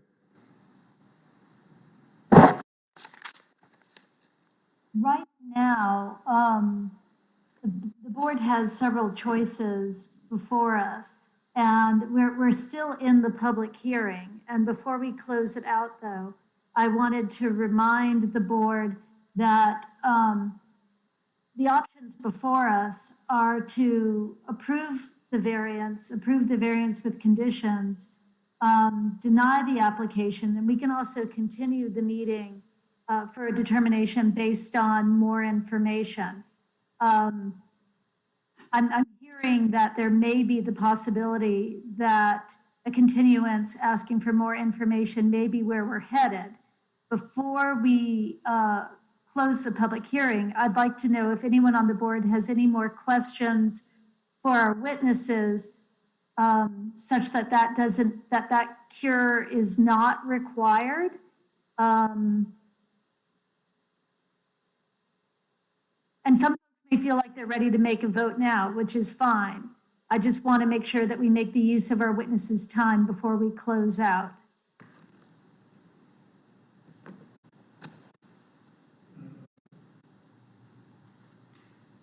Hearing no more discussions or questions for our witnesses, I'm going to ask if anyone on the board would like to move to close the public hearing and re-enter the Board of Adjustment meeting. Hang on a second. Okay. If you're considering continuing, you don't need to close the public hearing.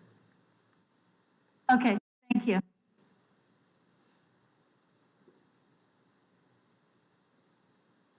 Say that again. Board, I leave it to you. Do you feel as though you have the information before you such that you can either approve or deny this petition? Or do you want to have the opportunity to gather more evidence, have the evidence arranged in a different way so that you can reach a more informed opinion? Let's have discussion on that. Julie, just to touch on why you don't need to close the public hearing. When you're in an open public hearing, you keep on taking in new information, taking in new evidence, but when you close it, you can't take in any more evidence. So if you're going to consider continuing it, that's why you don't close it, so you can take in future evidence at a later date and time in place. Gotcha, thank you. So the current setbacks are based on the current PDO and guidelines, right? How many properties in the village are non-conforming with those current regulations? Within the historic district? Yeah. I can't answer that question. I doubt that the staff could answer that question exactly either. Not with any certainty, but subjectively, there's. This isn't the only one. This is not the only one. Yeah. So yeah, I mean, I agree. I don't know. In that sense, you take each lot individually. Although it's a trend that's common to every single lot, it is unique to this lot as well. I think the distinction, there's a difference between 4 feet and 16 inches. I do feel like we've cleared up some of that it is going to be 16 inches and not 4 feet. A discrepancy that I have, if we're going based off of Exhibit J and Exhibit K, Exhibit J is the existing floor plan, Exhibit K is the picture. To me, those are identical. The porch that's showing up on J and what's showing up in that picture are identical. So I don't agree with the hardship being that we're trying to return this porch to what it was. Based off of what I'm seeing, I feel like it is where it has been. That's not saying that I don't think there's some hardship in not being able to enjoy your property and being able to, build what you want on your property. If the home was built today, you wouldn't build it in the setbacks and you could do what you want. I would like a little bit more clarity, if possible, just a little more definition in where the lines are actually going to be. I can't determine that based off of looking at everything I know we've accepted the testimony from the builder here to say that's what it's going to be to cure that, but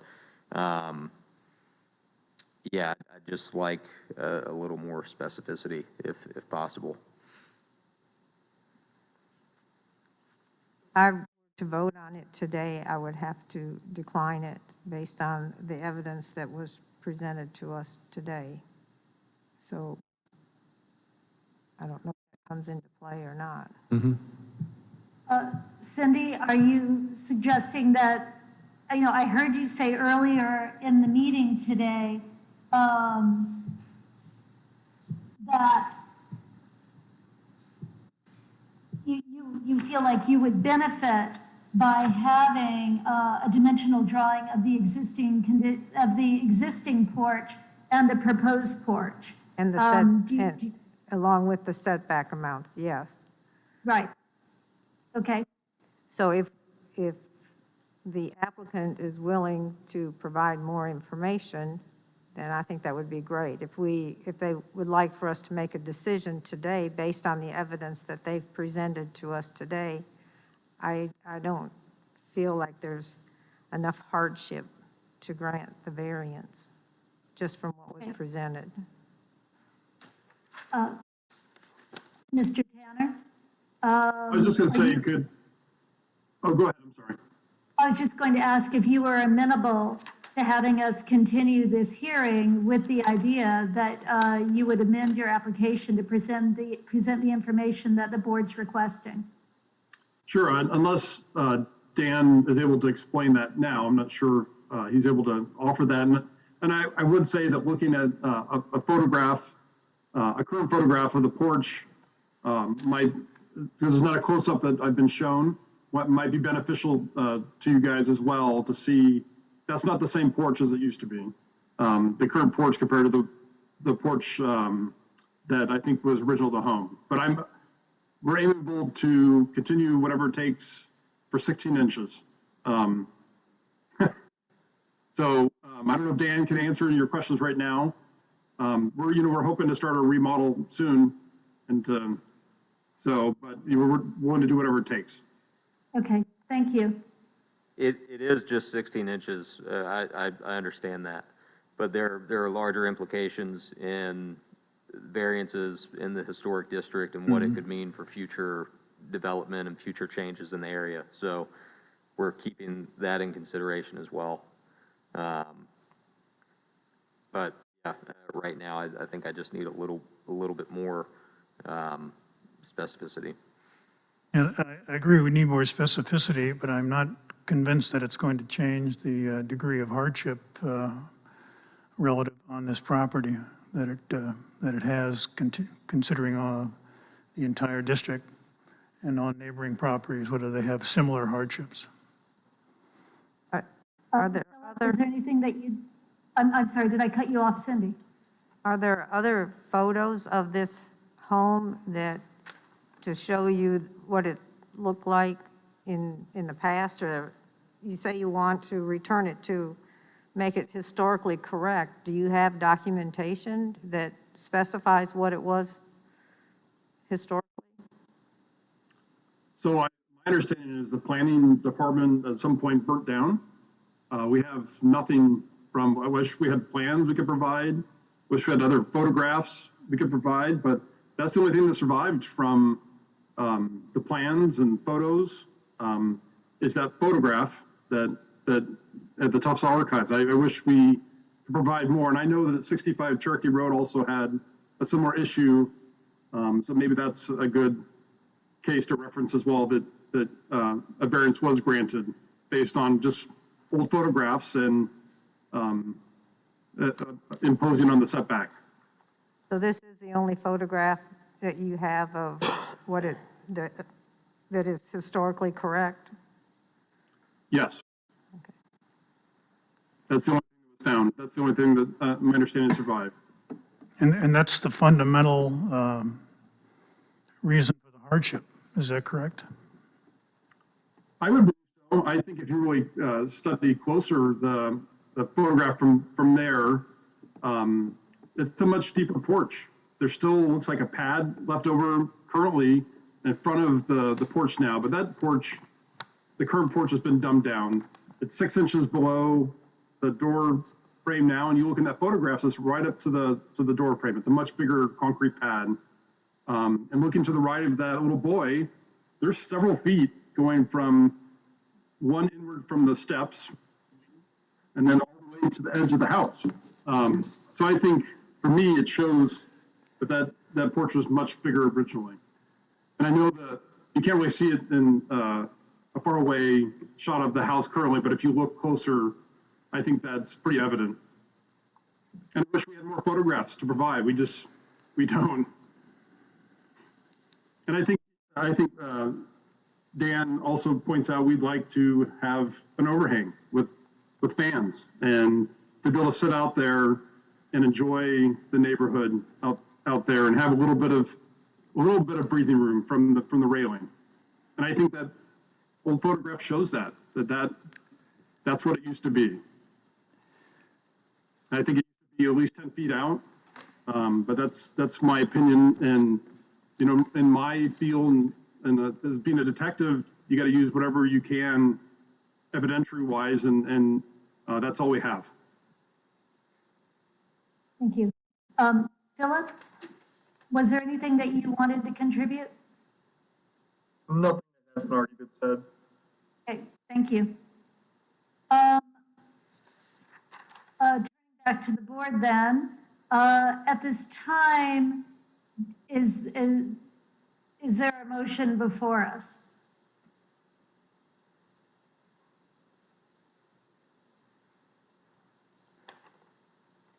Okay. It appears that the applicant is, would like a decision this evening, is that correct? No, I would rather, if you need more information, I'd rather you have all the information that you need. I don't know if Dan can provide what you need now, but if not, I'd rather be tabled and to get you the information that is necessary to make a more informed decision. Does that mean the applicant is requesting a continuance to provide additional evidence and information? If it's something that Dan can't provide right now, I don't know if he can provide what is necessary right now. I can't, Jason. We're going to have to provide more drawings. Okay. If there's any way to know more about what 65 Cherokee, is that the property that he is, what address is he referencing? 65 Cherokee Road. I don't know anything about that. If no way to. I'd be concerned about using a precedent on a different property because each property is individually analyzed, I believe. Thank you. I'll echo that for Jack. The way the Board of Adjustment works with the variances, there is not a precedent created by a decision made for another property. Each property is unique and considered on its own. That said, echoing what I heard Cindy and David say, I'm of the opinion that I would benefit by seeing amended drawings. I've also heard conversation about the pad being different now than it was then. Perhaps there are other photographs that could be presented that would illuminate that further for us. I personally feel that I would benefit by more information before making a decision on whether or not what the request is that's before us. I have some confusion about it. I agree with that.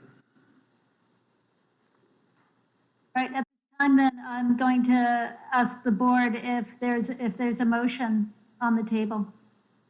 I make a motion. Julia, I want to interrupt and give you guys some possible dates because we need to have set a date, time, and place. If everybody could get their calendars out. There's a couple options on the table. Dan, do you think you would have enough time to do something on March 11th at 4 p.m.? Yes. Get enough information back to us by then? Yes. All right, let me poll the board. March 11th at 4 PM is on the table as a possible date to continue, if that's the decision of the board. If anyone has a problem with that date and time, would they please indicate it? I can make that work. Okay. All right, that seems to work for everyone. Philip, if you want to add that to the motion that I think you were primed to make there. Julia, I make a motion that we continue the meeting till March 11th at, assuming 4 PM, to allow the applicant to collect additional information on the dimensions of the concrete pad. Okay, motion is before us, made by Philip, to continue to allow the applicant time to amend the application for the variance. Do I have a second? Second. Was that Jack? Yep, thank you. All in favor? Aye. Aye. Aye. Oppose? Okay, at this time then, we are going to continue this hearing until March 11th at 4 PM, when we will reconvene to consider the additional evidence before us. All right, so at this time then, I'm going to ask if there's a motion to close this public hearing and re-enter our regular Board of Adjustment hearing.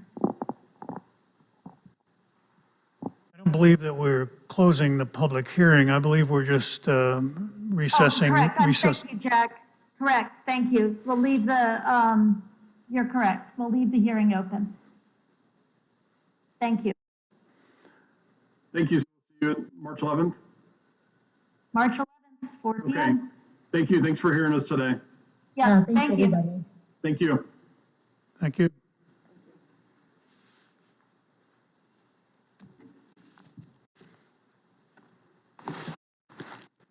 Okay, is that Kelly then, over there?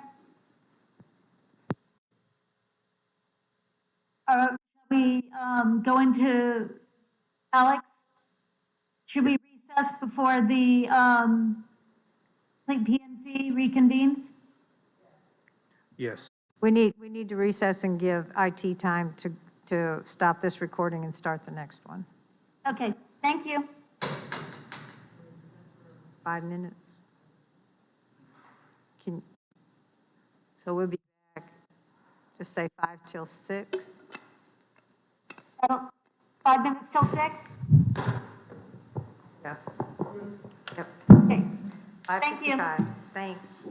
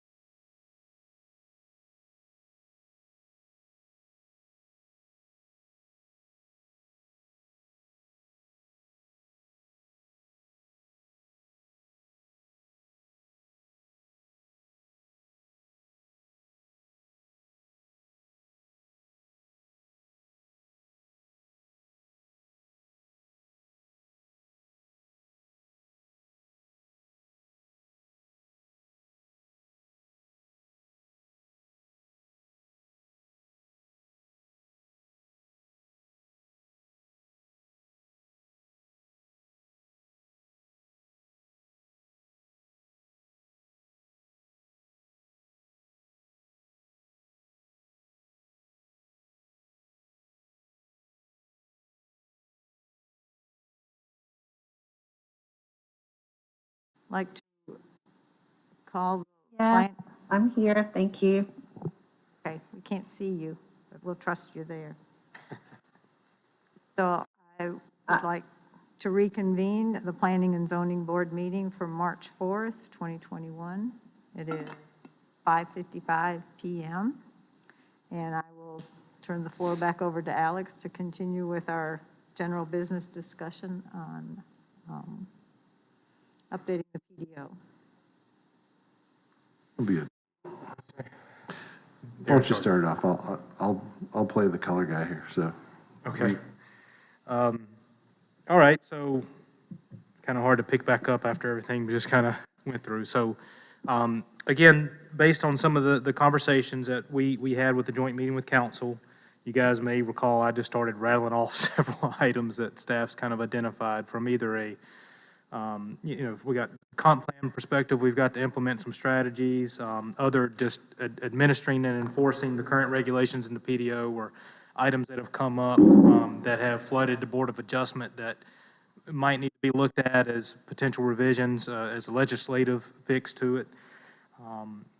We met, following up, we did meet with Cindy, and in the meantime, Darren and I worked together to create this list that Darren calls the Pdo Update Matrix. And there's a couple items here we identified that we would like to get to work on sooner rather than later, and a couple of them that we would like to lean on you guys for some support and some help. One of them is implementing a new highway corridor overlay with development standards in those areas. And this is something that Darren has been working with, and it really came about as work of the Tri-Cities group, if I'm right, Darren. Yep, and Jack will recall this because we brought some of this before the village council when he was on it. We touched on it a little bit. So that's something we're a little bit more, we're a little bit further along on that particular item. Before Alex gets a little bit further into it, this list that we created is just a list that Alex and I sat down and started looking at things based on our experience, based on the administration of the PDO, that things that we know everyday issues that we'd like to clear up. There's some, and you'll see as we go over it, there's some comp plan strategy items in here that we want to address. But what I want to get across is this does not represent a comprehensive PDO update.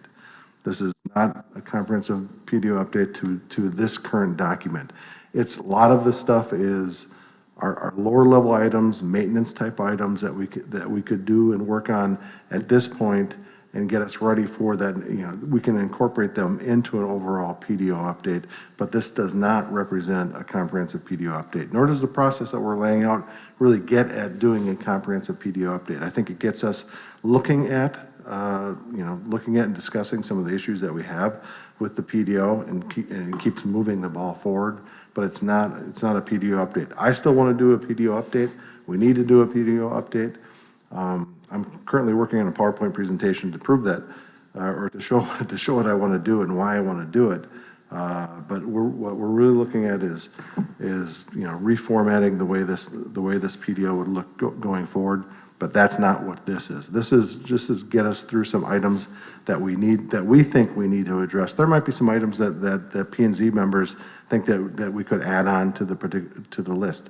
This is just our list, our starting point list that we can start looking at things on the list and start moving the ball forward that for the future, for when we actually get this a part of a PDO update. We would propose that we'd move forward with some of these items as soon as we can, and that we would get those the ordinance amendments adopted and officialized and official as part of the PDO to keep moving this forward, while at the same time planning out the comprehensive PDO update in the hopefully near future. Alex, sorry. I told you I'd jump in there every once in a while. What Darren said. Question on that. Yeah. So in terms of, I think it was mentioned earlier, the moratorium and the small area plan. Mm-hmm. So I know there's a firm that we're kind of waiting for them to come back after our public meeting with some of their findings. But I mean, the highway corridor item seems like that might be something that is particularly relevant for the small area plan at Pinehurst South? Or, I mean, are there items on this list that kind of support the need for a moratorium that are worth focusing on? It could. So if you look at the highway corridor overlay, that would apply to more than just NC Highway 5. We're looking at portions of 15501, potentially portions of 211, Midland Road, and Airport. So it's larger than just the small area plans. And with that update, and I do think we do have to keep NC5 in mind. But when we start to look at the highway corridor, it's really how far, when we're looking at how far are the buildings going to be set back? Are we going to allow parking in there, and what kind of buffering is going to be proposed in there? What I can do to allow you to have a better understanding is if we choose to tackle that moving forward, which again it's on my list, on our OFI list to move that forward. I can show. I'll lay out all the factors that we would be looking at in an ordinance. Again, we don't have to adopt it. I'm not sure if the small area plan would hold us back in that regard. One reason I would like to hold it back is there's been some discussion on design standard, architectural standards, especially with respect to the OP zoning. There's a vast amount of OP zoning on 211 that's undeveloped. We have some stuff in the hospital district area, and in Pinehurst South.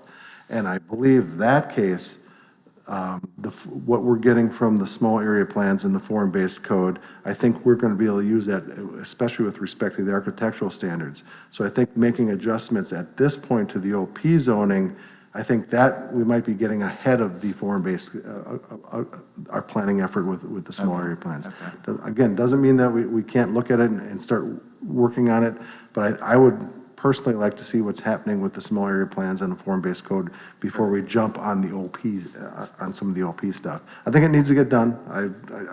I think we need to make some adjustments, but I would like to see how far, what happens with that, with the small area planning, especially in that Pinehurst South area, because I think there's a lot of similarities in the Pinehurst South area to, maybe future development along 211 and in portions of that hospital district. Darren, to what extent has this list, I know you just put it out, so it's not likely, to what extent has this been reviewed with council and that they have stamped it, agreed or not agreed or changed the priority or something to that effect? Do you plan to do that? Let me put it that way. You're the first. I think the council understands a few of these. This is just something that we just briefly put together. I mean, we can share it with council. We just wanted to share it first to start with you, so we could start the ball rolling, because when we start talking about the updates, this is the body that's going to do a lot of that hard work to get it done. So that in mind, Jack, coming forward from today, we can share. I can share this with council. We just wanted to this is a kind of our leaping off point, because you're right, this is going to have implications. If we move forward with the highway corridor overlay stuff, that's going to have some implications on staff time, your time, potentially their time. Given the amount of time that they're spending right now on a proposed tree development ordinance, you can see some of these other things that they're going to take a lot of time to get through. I would say on this list of things that we're working on right now that are in progress, if you go down to item 4, the Highway 160, the Chapter 160D legislation, that's something we're working on right now, and we're working on it now because we have to. We have to because the law, the 160D legislation wants us to have everything in place by 7/1/21, so we're working on that right now. The other thing that we are working on as well is number 5, the electronic permitting. So what we want to do is adjust our requirements to require and make it mandatory that our online permit system be used for permits and for your planning applications and all that kind of stuff coming through. Alex, what else? Is there anything else on there that we're working on actively right now? We've done some progress on the golf course set. That's I think Alex is going to jump on that one next, because that's another one that the BOA has seen several times in the past few years. We still have a number of vacant lots around golf courses. I was looking at the vacant lot layer today and going, yeah, that we should probably, because if we don't adjust it, if we don't have that discussion, we're going to keep getting the requests coming through. So I think that was another priority that Alex personally had. I know some of you weren't, I'm sorry. Not afraid of people applying for variances, are we? No. No. And that's part of what some of the analysis needs to be too. Back in August of last year, we had sort of an off month for an agenda. We needed a break. But I gave an update to the board at that time on where we stood on the tree landscape requirements, and also on talk about the golf course setbacks. There's been several instances in where there were many peculiarities with the lots that ended up proposing a variance based on the fact that they abutted golf course or golf course zoned property, but really didn't abut a golf course. And they had 2, maybe 3 lot lines that abutted such. So there was, and the board did find that there were some definite unnecessary hardships with say a 60-foot setback applying on three sides, or 3 30-foot setbacks applying on a 10,000 or 11,000 square foot lot. So what we were able to do with our GIS analyst at the time, we've gotten a new one, and I have not, unfortunately, had much time to sit down with them, is they were able to go through and basically map and identify all the properties in our jurisdiction that are A, currently vacant, and B, front not only on one side, but 2 sides on golf course property. So then we could take that and look at that and analyze. This is where we're talking, we could use some help from you guys. Cindy's already given some input. Interesting, yeah. Yep, so we could take a look and see if it's an area that it's clearly heavily wooded. There's, let's say, a small pond or something on the site that that won't ever become part of golf course proper field of Depends play, on the quality if you of the players too, whether they can keep the ball in play. Too. Well, we're not talking about folks like myself or Darren out there. We're going to maintain a setback to take care of that. Yeah. You may need a bigger setback. So, and one item that I've kept running through my head is maybe if there's a caveat or something we can formulate or draft to put in there that based on conditions such as X or Y, and there'll be at least a minimum distance of X or ABC feet, then only one golf course setback will apply. Or you can keep that same distance, but it's got to be measured from here to there. Not necessarily saying out of bounds markers, but if it could be justified enough, then every other area, if you can't meet something that's so clearly obvious, then yeah, your relief valve is coming before the Board of Adjustment. So there's always that backstop, but again, this isn't saying we need to fix it. It's, this is an item that's been popping up a lot. Let's go into it further. Obviously, a lot of the lots that are left here are becoming challenging, and that kind of gets into, there's another one. What reference number is it here? 15. There's been some preliminary conversations that I've been having with the Hughes staff. Darren's had some very recently as well. Back in the fall of 2019, there was a new permit that's been required by the Department of Environmental Quality, the construction stormwater permit. Matt's over there shaking his head, so whenever we get to working on that one, he's raising his hand to volunteer heavily. But maybe look at requiring a submission at time of single-family development that you have to have a review and a permit by DEQ beforehand to try to help mitigate any erosion or stormwater runoff issues, as we've been having quite a bit, which directly correlates to the weather we've been having as well. Yeah, well, that's a super big deal, as you know, in the community, is stormwater management. It is. You see it all over in the comp plan. I'd move that up in the priority too. I think, and again, these numbers are not a priority. They're not priority. However, I'm trying to see. So you have There's a medium no lack priority. of things to work on. That's true. Number one. You're going to review this with council. There's a number of items that are kind of operational type of items that they probably will be less, I wouldn't say interested in, but Propane tank equivalent in size. less relevant to their decision-making process. But some are pretty big, like corridor standards and so forth. I know there's varying feelings as to whether corridor standards can in fact be effective, considering how deep they can go into lots and so forth, versus modifying uses and so forth. Well, as far as council goes, my thought was, in our joint meeting, it was obvious that they wanted us to do PDO updates. Right. And so to give staff and board members an opportunity to figure out how much time they could commit to it and a process that we could, look at, we would nail that down before we bothered them, because they've got plenty of stuff on their plate as well. So it isn't that we were not going to tell them, it was just a matter of, getting our ducks in a row first. So, No, I didn't mean to imply that. I was just curious as to whether or not they've been able. absolutely. I mean, that was part of the joint meeting. So Right. that's why we're working on it. Well, I can tell you with the highway corridor standards, that's sitting right on my OFI list in my department, my department strategy book, or part of the SOP. So, Jack, you know what OFIs are. Sure. Now, the county just revised theirs, didn't they? Or in the process? Did they bring it to a vote? I don't think. I think they keep, They keep pushing it back. I think it's It's been on the table for a tabled. long time, Yes, yeah, right. I think it's staying on the shelf right now. Zoom, the people on Zoom want to make any comments? Okay.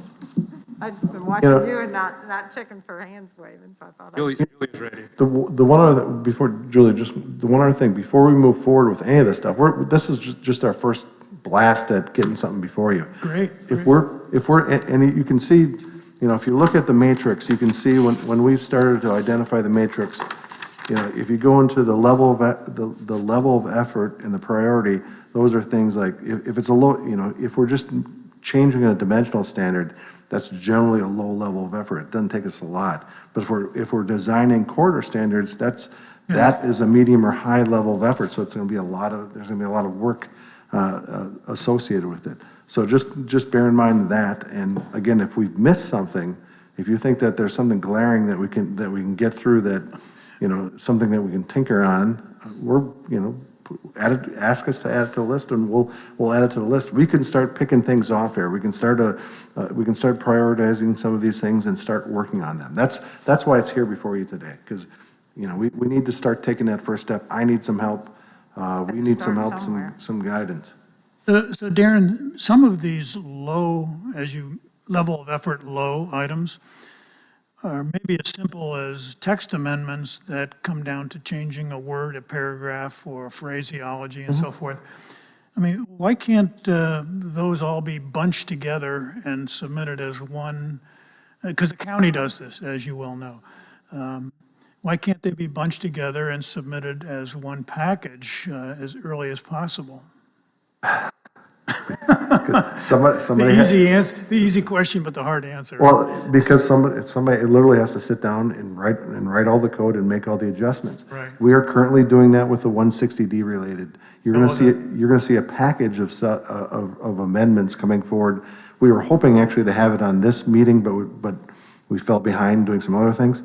So the 160D there's going to be a lot of changes. And then the online permitting system, there's a lot of other things associated with that. We're going to bring those two items to you in a large package. So what you're talking about with the other things, we can do that too. We just have to identify all those things that need to get done. Okay. But some of them are more easier than others. Oh, I understand. So some dimensional standards people aren't going to mind, and some golf course setbacks might really, that isn't in the. No, I'm just putting it out for example. Right. And to Alex's point before, there's no house next to the golf course that's safe for me. And funny story, this last weekend, the variance that you guys all approved on Rockland, I think I put my ball up into that yard. So, and I was thinking about that as I was going over to pick it up. So. This is still being recorded, right? What was that? This is still being recorded. That's just, I want to read that. I didn't cause any damage. Glass breaking. Okay. So, I'm sorry, Julia, I jumped in.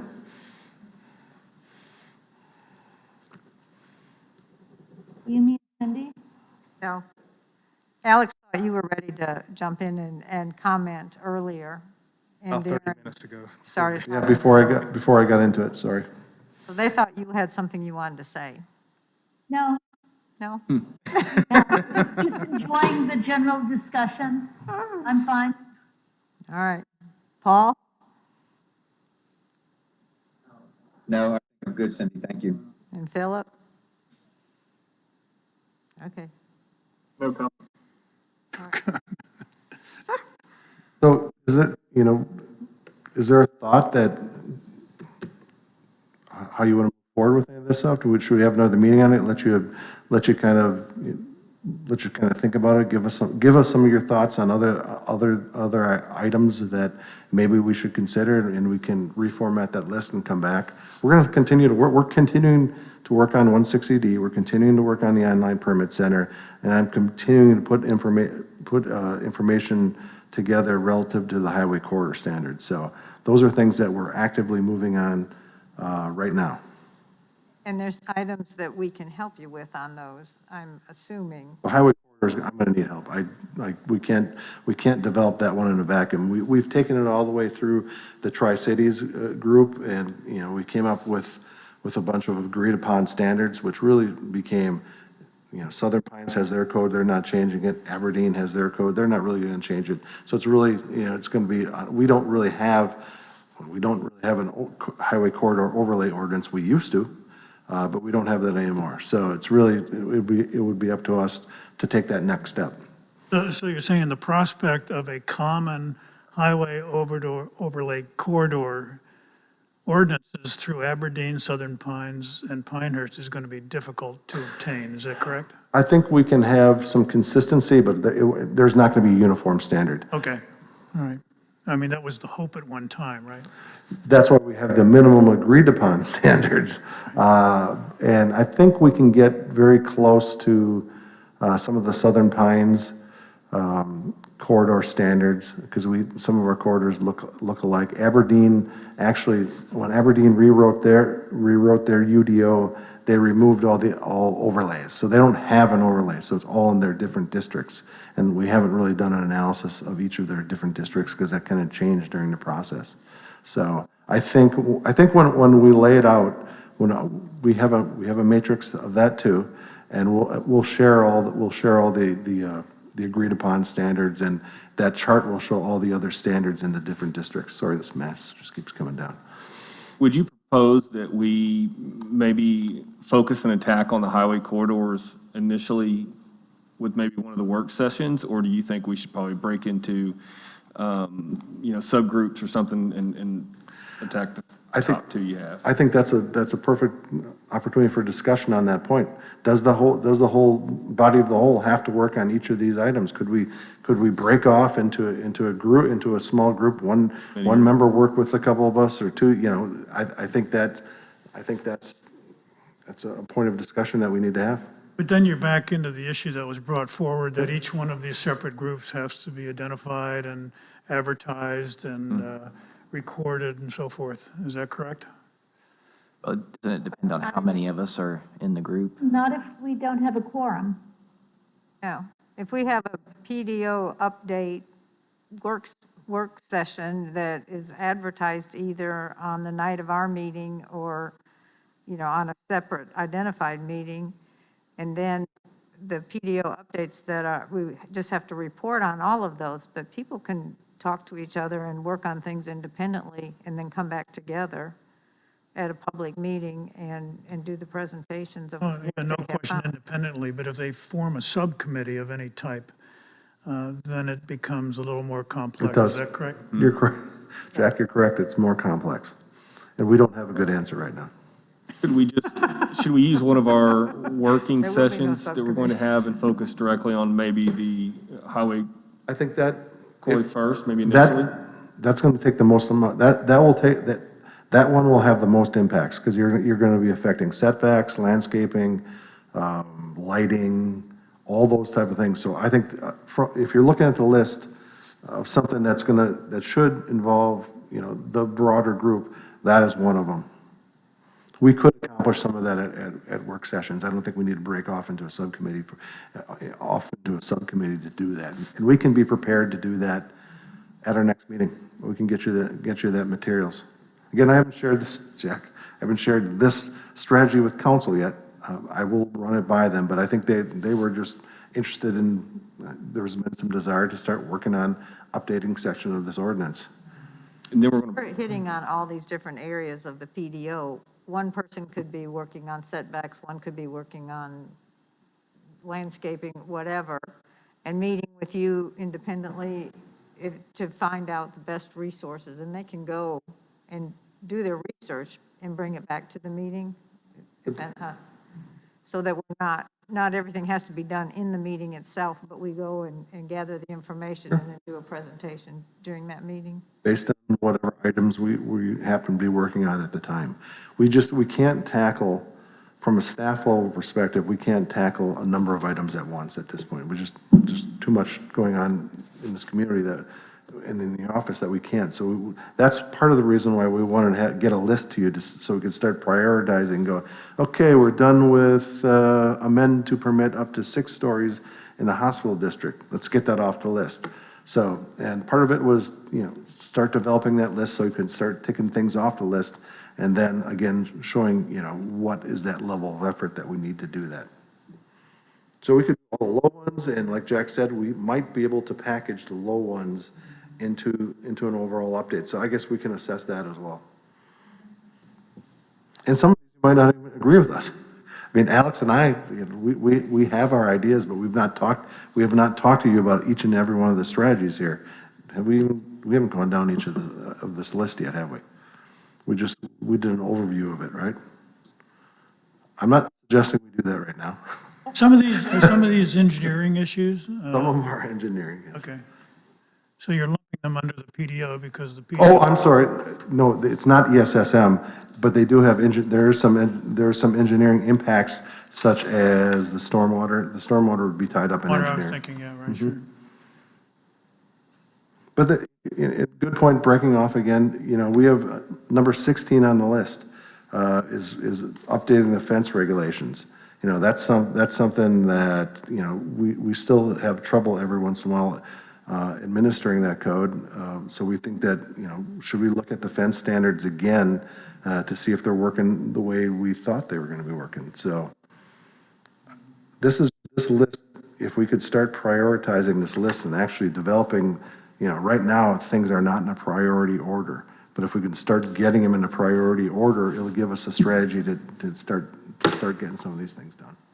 what kind of timeline do you think is needed for us if we went heavy towards the highway corridor overlay districts? What kind of timeline do you think would be needed for us? Do I need to use the tree ordinance? A long time. No. So that could monopolize a lot of time. I'm kidding. Yeah, 3 years. No, I think we can come up with a decent proposal. I think that one's far enough along that we could probably do that in 2 to 3 meetings. Okay. And you see, it's 2 to 3 meetings. You see how that pushes us out. We're gonna be at the latter part of the year. That's for just one ordinance update. We're still working on those other 2 because we need to get those done. But when you start to schedule these things out from a capacity standpoint, highway corridor overlay, it's going to be at least 2 to 3, a minimum of 2 to 3 meetings for discussion. Well, I think if we utilize some of our work sessions, then we have to prioritize versus training, of course, and our time for those work sessions. However, I think if we did use some of our work sessions, and if staff came with something you wanted to achieve for that day, I think we would be able to work, or would we be able to work towards maybe achieving that for that day and then moving to the next step? I mean, I'm thinking in my head, I like to attack, the higher priority stuff first, but I'm just trying to get an idea of how much time we're biting off. Well, there's high priority and then there's level of effort. And so those 2 you gotta look at. If it's, I guess, is there a high priority but a low? Probably not. Oh yeah, high, low. There is. Yeah, We're already working on that. I hear what you're saying, Jeremy, and I also think on the do things first that can make your list shorter. Yeah. to have, early wins and then you move forward, but probably whatever balances best with, with y'all's workload, in whichever direction that would be, knowing that the small area plan is, I don't know, is there a timeline on when the next phase for that? We've moved into phase 2 on it, so we are still on schedule. The schedule right now, we're anticipating, and we still have our public meetings, we still have another public workshop. We haven't developed conceptual plans yet, but if I'm going back off the plan schedule, the plan was to have something into our hands from a review and adoption standpoint, July 1st. I don't think we're going to meet that. I just knowing what I know about planning, something's going to waylay us along the way. But we are still looking July, August to get something into your hands. That's after we've gone through public workshops and conceptual planning and all that. Darren, can you explain what cross-reference impacts means and give me a little help with that? Alex will do that. The code is like a spider web, right, Alex? Yeah, so it's like 160D, for instance, is high cross-level impacts, meaning there's sections that would reference, this, and then also have to go back and re-reference it in another section, or like you can think of like a rippling effect. If you change the wording in this section, then it applies through 3 or 4 other sections. For instance, when we did the tree ordinance, because there are so many cross-references, we had to rewrite those 2 entire sections and renumber them. And so it has, depending on what we do, will have different impacts and require updates in other parts of the code. So something with a low cross-reference impact would be just changing one a dimensional requirement or something to that effect. Is that right? One section, like one, maybe even just one specific part in one sentence. Adding one word like heated. Yep, in the definition. I mean, I'd also go down to number 12. Number 12 would be, again, we didn't prioritize these things, but things that I think create consternation in the community, create consternation when we're doing plan reviews is number 12, our lighting standards. It's a medium level of effort, has low cross-reference, we didn't put a priority on there, but it's something that we would think needs to get updated. And we've heard that from more than one person. We've heard that from various council members. We've heard that from people in the community, that they're concerned with some of our lighting standards. And we think our lighting standards need to be upgraded. And the bleed over of lighting and so forth. Is that what you mentioned? Correct. Okay. Yep. Okay, so we've got the board has agreed that they will meet every other month if needed, or will meet at a regular meeting if we don't have a public hearing or Board of Adjustment meeting, so it won't be like we'll be here forever. And we'll use this list to begin with. And are you going to identify items that we can do before the first workshop, or are we going to just do all the work in the workshop? How do you see this working?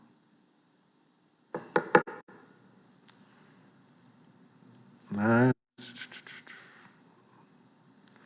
we have to figure out what we're going to start working on first. And again, if I was proposing something, but again, this is Darren, and it's because of what's on my work program, I would work on highway corridor overlay standards first, because to me, that one's the farthest along at this point, and it's a priority on my department. We could get ready and do something on that at the next meeting.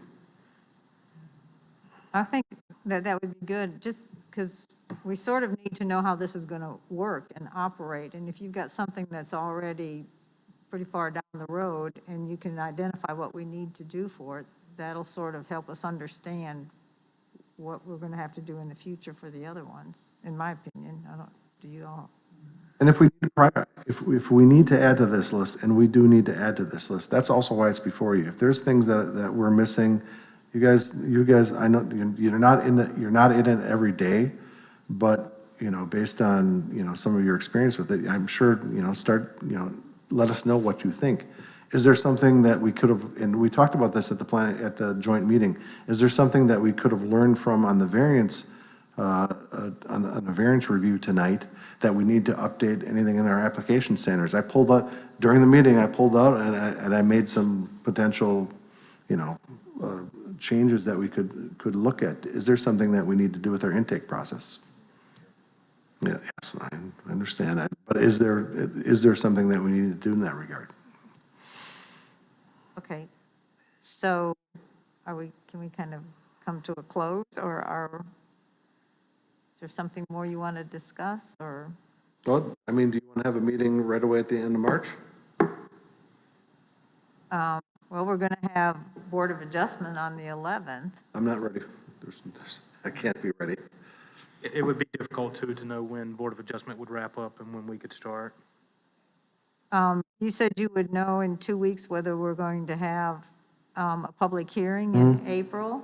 So once you know that if we're not going to have the public hearing in April, can we just plan to do it at the April meeting? We could plan if the item is not on the April meeting, what we could do is, yes, we could put it on that meeting. If it is on that meeting, what we could do is we could have our first special meeting in April. How's that sound? Yep, the third week. And you can find out a date and time. Yep. That way it gives a little extra time to prepare. It'll either be on April 8th, which the meeting is the second Thursday of the month in April, because the first falls on a Thursday, correct? So it would be the second and then the third week in April. Sure, the one month that's off, sure. But, And this will also give us a little bit more time to mature this list a little bit. We can share it with council. And if you guys have any suggestions, you can email us some of those suggestions that you might have.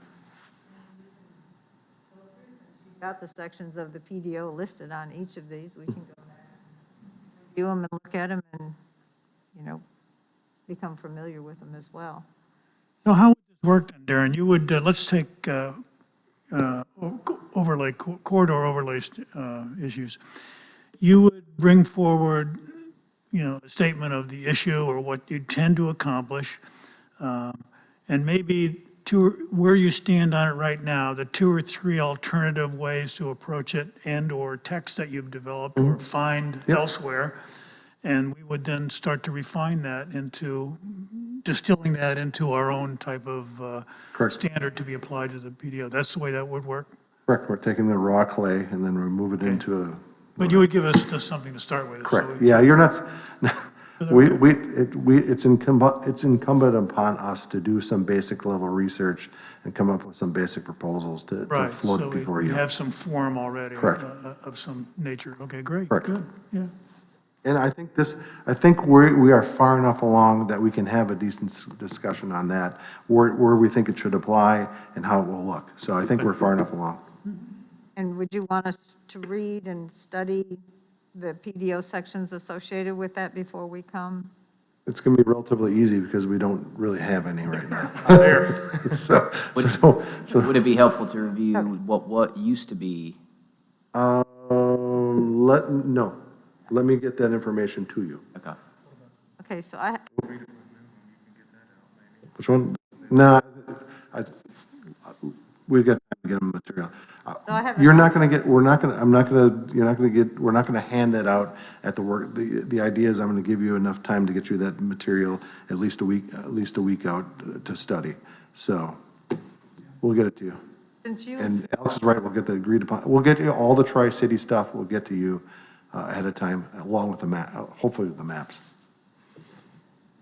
And thinking about the fact that the April meeting is the second Thursday, maybe it would be better to, since you were saying the end of March, would it be better to do it on April 1st?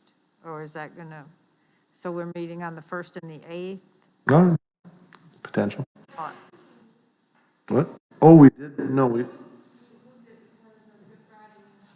So for those of you who couldn't hear Kelly, when we adopted the meeting schedule earlier, or at the end of last year, it was to not conflict with Passover and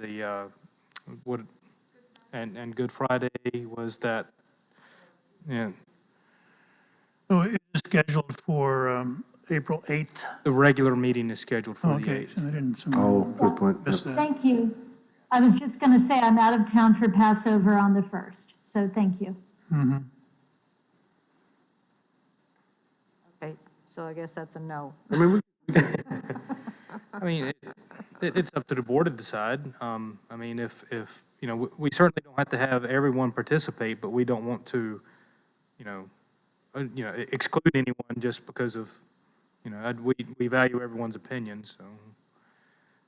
I think, but what we're hearing, especially if we're going to advertise for a special meeting, we've got time to try to nail down a date. if we go April 1st or we go the week after April, we're still running you 2 weeks in a row. So, Yeah. so, And let's just wait and see if the resort is ready to come before planning and zoning on the 8th. good, you give us a little bit more breathing time. Good. And you'll know that in a couple of weeks. Yep, we will. Plenty We of will. time. But yeah, there's going to be some heavy lifting sessions ahead of you, ahead of planning and zoning coming up. Nice to get this stuff ahead of all of that, because it'll take some time to review all those documents and prepare for those meetings. Okay. Anything else?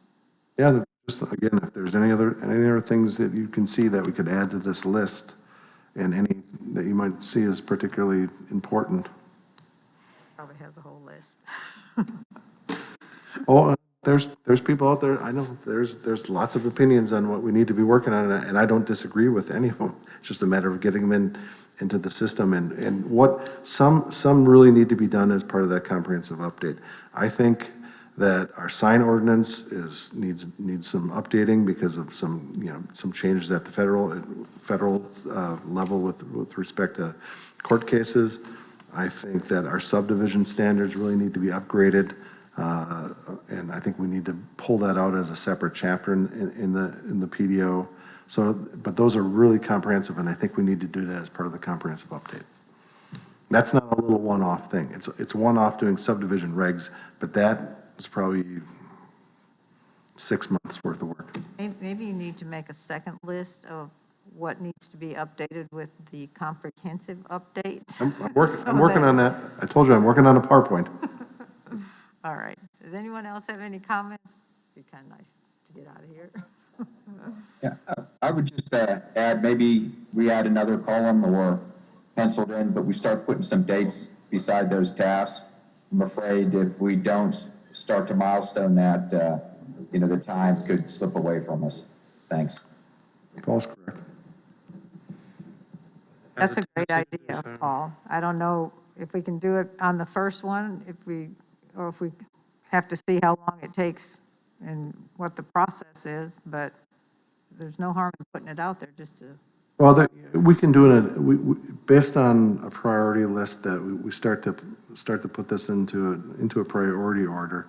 And then again, you have to look at the level of effort that's required. So if we're looking at highway corridors, that's going to probably take, I think, probably 3 months to get through. So then we have to start looking at the list and you're right, milestoning it out. And we'll have to take a look at that because some of these things are more complicated than others and will take more time. So maybe a time estimate on them? Go ahead. Maybe the priority really is, like Jack had mentioned, it's some of the lower hanging fruit. It's easier. It's a confident target for us to get in the groove of it versus taking on the highest priority, most complex, because then that may drag us down and just not work time-wise for us. That's a good point. Well, I think this is a good start on I think we're starting the head in the direction I think that everybody was talking about as far as trying to get this into a manageable format. So I think, we've started this, we're gonna reformat this and build this a little bit better with your help, but, Well, I think the goal is to make this into a process that we can move forward with. It was my understanding from meeting with council. So we got to start somewhere. I think this is a great place to start. And correct, and this is just one part of what I need help on, you know, this is just PDO stuff. There's other comprehensive plan items that if you can remember that matrix of those implementation strategies, there's a lot of other things that we need help on that's not just PDO related. It's doing other planning activity. I can't even think of what they are right now, but there's a number of other ones that we're gonna have to figure out how to tackle if we're gonna move this, you know, this planning document forward. Okay. So, does anyone have any other comment, or would anyone, our next meeting date, regular meeting, is Thursday, April 8th, which is the second Thursday of the month, and there is a possibility that we will have a public hearing for the new Pinehurst Resort Hotel. So I'll be communicating with you and a couple, as soon as Darren finds out whether they meet their deadline or not. And so, no other business with someone? Aaron? I've got them. I told you this is when it really starts up. Next Tuesday, the tree buffer ordinance will be going forward to the council in the public hearing. They won't be able to take action because it'll be done via the electronic format, so they won't be able to take action, but it's going before them. And if you hadn't watched last week, the HPC did approve the COA for the lodge. So that's just my two little brief add-ons. I'm done now. Oh, by the way, no. Well, there may be a potential for BOA to meet in April as well. More good news, thank you. Would anyone like to make a motion to adjourn? Go ahead. Do we have a second? Second. All in favor? Aye. Aye. Any opposed? All right, this meeting is adjourned.